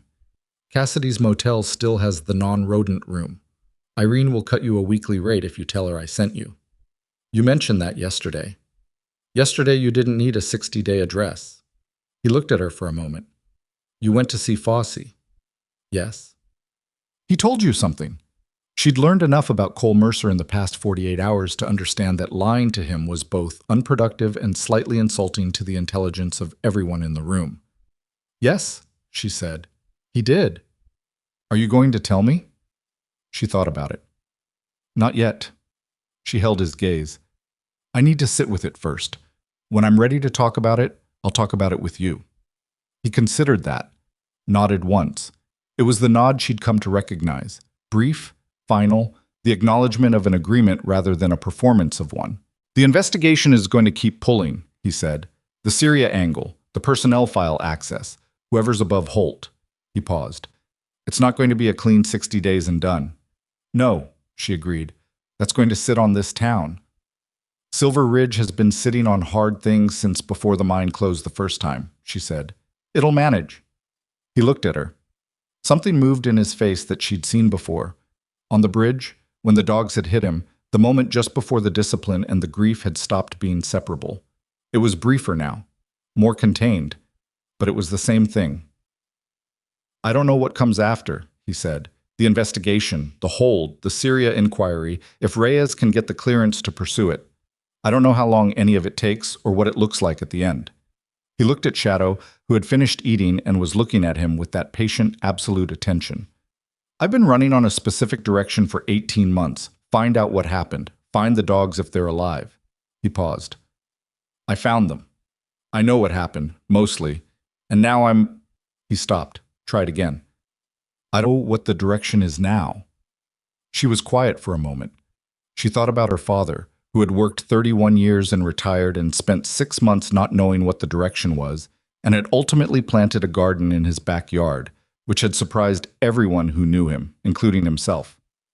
You don't have to know yet, she said. You've been here 2 days. He made a sound that was almost a laugh. Not quite. Close enough. That's true, he said. The thing about small towns is that they have long memories and short attention spans, which is a combination that sounds contradictory, but operates very consistently in practice.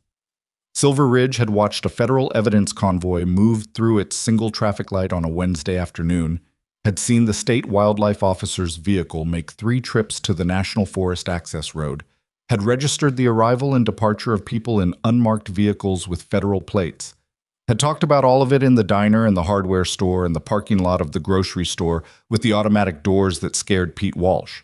And then, because it was December and cold and there were things to do, had mostly moved on to the practical business of living at 9,000 feet in winter. What remained was what always remained in a place like this: the shape of the thing, the outline of it, held in collective memory without the specific details. Something big had happened: the stranger and the sheriff, the dogs from the forest, the federal people, the collapsed mine that hikers would now find on future trails as a depression in the hillside, a landscape feature with no visible explanation. The story would simplify over time, the way all stories simplified. It would lose its complexity and gain a kind of local mythology. The stranger who came to the bridge, the dogs that came out of the forest, the winter it all happened.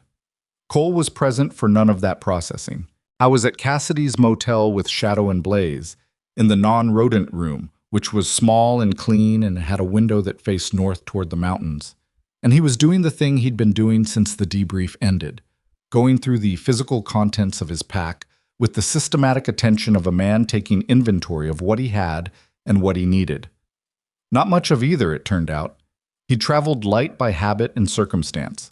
Some clothes, his document wallet, a photograph he'd carried for 18 months that showed Shadow and Blaze at a training facility in the desert southwest. Both dogs young, both dogs in the mid-air moment of a jump retrieve, their faces blurred by speed and joy. He set the photograph on the bedside table. Shadow jumped up onto the bed uninstructed and lay down in the middle of it, which was technically a problem and was not a problem he was going to address tonight. Blaze took the floor below the window, oriented north, doing the thing she did. He sat on the edge of the bed and looked at the photograph. Looked at the dogs in the photograph, then at the dog beside him, then at the dog below the window. The distance between those two moments, the blur of joy in the desert and the patient, scarred steadiness of right now, was 18 months of things he hadn't been present for and couldn't reconstruct and would never fully know. He let that be true. Let it be a thing he carried rather than a thing he solved. His phone rang. Unknown number, Colorado area code. He answered it. Mr. Mercer. A voice he didn't recognize, male, measured, the particular vocal flatness of someone who had spent years in environments where emotional inflection was a liability. I'm the person who sent you to Silver Ridge. Cole was very still. I'm not going to tell you my name, the voice said. Not yet. I want to, eventually. That's why I'm calling, to tell you that eventually is the plan, when the conditions are safe enough to make that conversation possible. Why did you send me here? Because the dogs were alive and you deserve to know that. And because the facility needed to be found by someone with standing to find it. Someone whose presence created a legitimate investigative record that couldn't be suppressed. A pause. You created that record. Reyes has it. It can't disappear now. That's why you used me. Yes. No hesitation, no apology. I used you. I want to be honest about that. A beat. I also genuinely wanted you to have your dogs back. Both things were true at the same time. Cole looked at Shadow on the bed. She was watching him with her ears forward, reading his tone, reading his stillness. Who are you? He said. Someone who was on the task force, the voice said. Someone who watched it get compromised from the inside and spent 3 years trying to find a path to a different outcome. A long pause. The names on those hard drives include the person who compromised my task force, and 2 others whose institutional positions make them very dangerous to expose through normal channels. Another pause. Reyes is good, but she's going to need help. She's going to need someone who understands the Syria angle from the inside. Cole was quiet. I'm not asking you to do anything right now, the voice said. I'm asking you to stay available, to stay in Silver Ridge, work with Reyes, and when I'm in a position to have a direct conversation with you, have it. A beat. Can you do that? The motel room was quiet. North-facing window dark with December night. 2 dogs, steady and present, in the room. I'm not going anywhere, Cole said. The line went dead. He sat with the phone in his hand for a moment. Then he set it on the bedside table next to the photograph and lay back on the bed and Shadow immediately repositioned to his left side and pressed against him with a certainty that required nothing from him except to be there. He stared at the ceiling for a while. Then he slept. 3 weeks later, the preliminary forensic analysis of the hard drives produced a 47-page summary document that Janet Reyes read in a single sitting in her Denver office with the door locked. She then made 4 phone calls, each to a different person, each call brief and specific. After the 4th call, she sat at her desk for 20 minutes, doing nothing visible, and then picked up the phone and called Maya Lawson. "The names on those drives," Reyes said without preamble. "Yes," Maya said. "Fossey told you." It wasn't a question. Maya didn't treat it as one. "Yes." A silence. "You should have told me immediately." "I know." Maya paused. "Are you going to make that a problem?" Another silence, longer. "No." A beat. "Because you're the reason the drives are in my hands and not in the mountain. So we're going to call it a judgment call and move on." A pause. "I need Cole Mercer to come to Denver next week. There's a conversation I need to have with both of you and a third person whose involvement I can't explain on an open line. I'll tell him. Tell him to bring the dogs." The bridge looked different in January. Not structurally. The old steel and timber was exactly what it had always been, and the creek below it was still frozen solid at the edges and dark and fast in the center channel. But the quality of standing on it was different, or maybe the quality of standing on it had changed for the people of Silver Ridge in a way that wasn't the bridge's doing. Maya walked it on a Tuesday morning, early, before the town was fully awake. She'd developed the habit over the past 3 weeks without quite deciding to. The route from her house to the office had a natural detour through the north end of town, and the north end of town ran past the bridge, and she kept finding herself on it. She stopped at the east rail where Cole had stood. Looked at the tree line. The forest looked like itself. Enormous and still and indifferent, the way forests were, the way mountains were. The things that happened in them absorbed and covered over and given back to the general silence of large places. You had to know where to look to find the signs, and even then they were subtle. A depression in the hillside, a section of fence line with new wire splice repairs, fire road tire marks gone under a month of new snow. She heard them before she turned, shadow and blaze, their paws on the bridge deck, no wasted sound.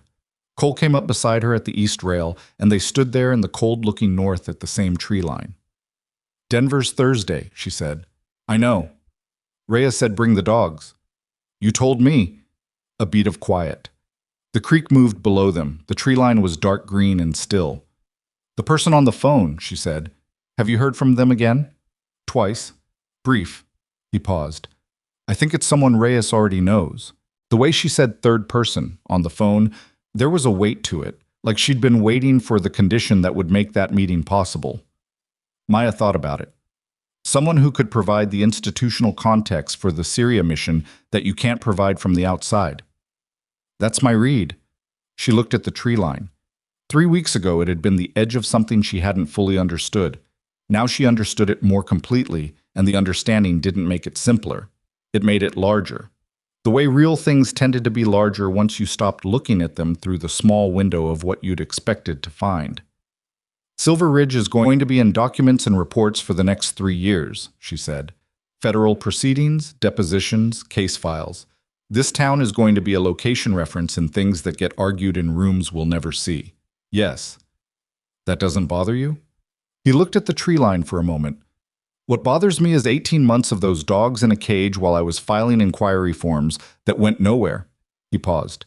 "The documents, the proceedings, this is the part that's supposed to happen. I spent a long time not being sure it would." Shadow had moved to the east rail and was looking north with her ears forward in the way she'd looked north from every elevated position since they'd left the forest. Not alerting, not searching, something more like the habit of orientation, knowing which direction things had come from, keeping that direction in view.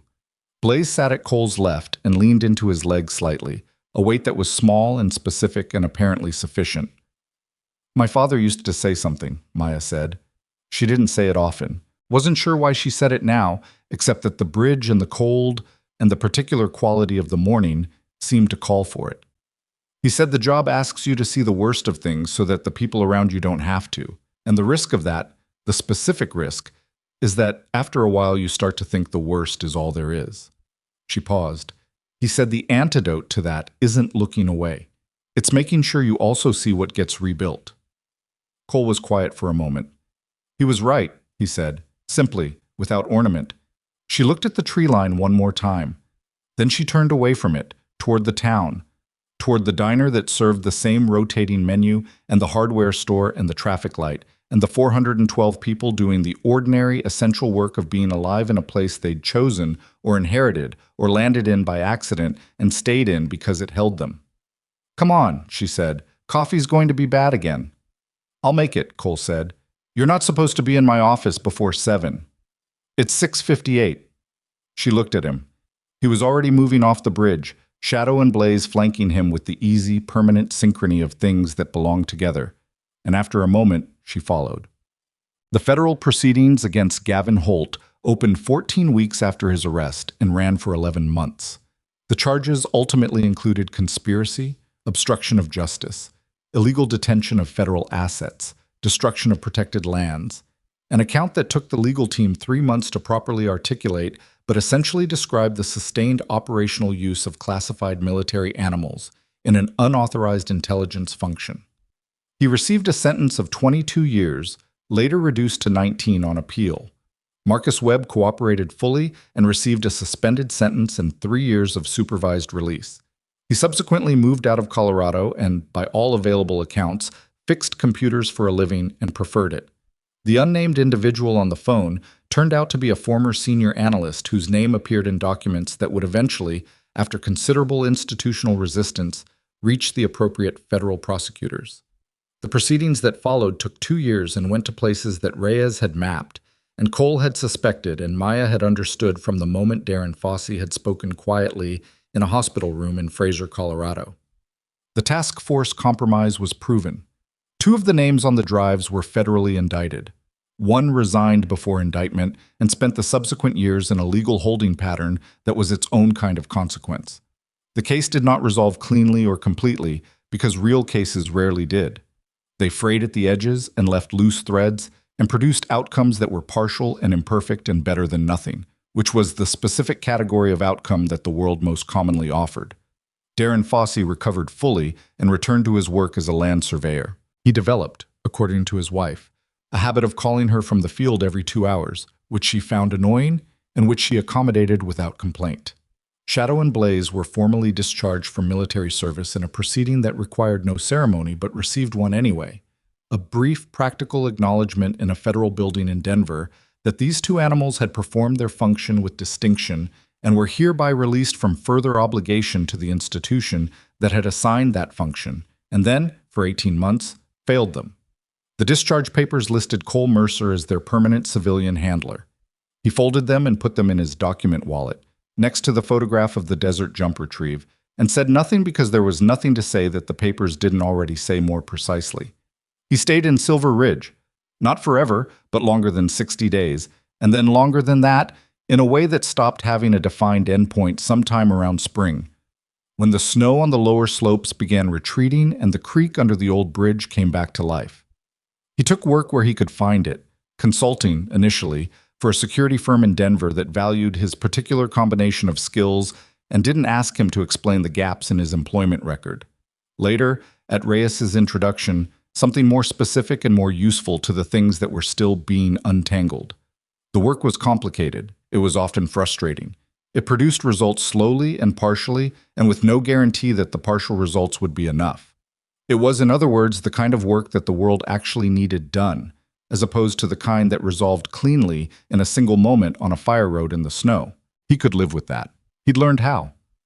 And on Tuesday mornings, early, before the town was awake, he walked the bridge with Shadow and Blaze, and sometimes Maya was there, and sometimes she wasn't, and either way the creek moved below and the tree line stood to the north, and the mountains held the sky in the particular steady way of things that don't require anything from you, except that you notice them.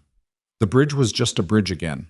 Old steel and timber and a century of weather, connecting one side to the other the way bridges do, the way they always had, indifferent to the specific weight of what crossed them.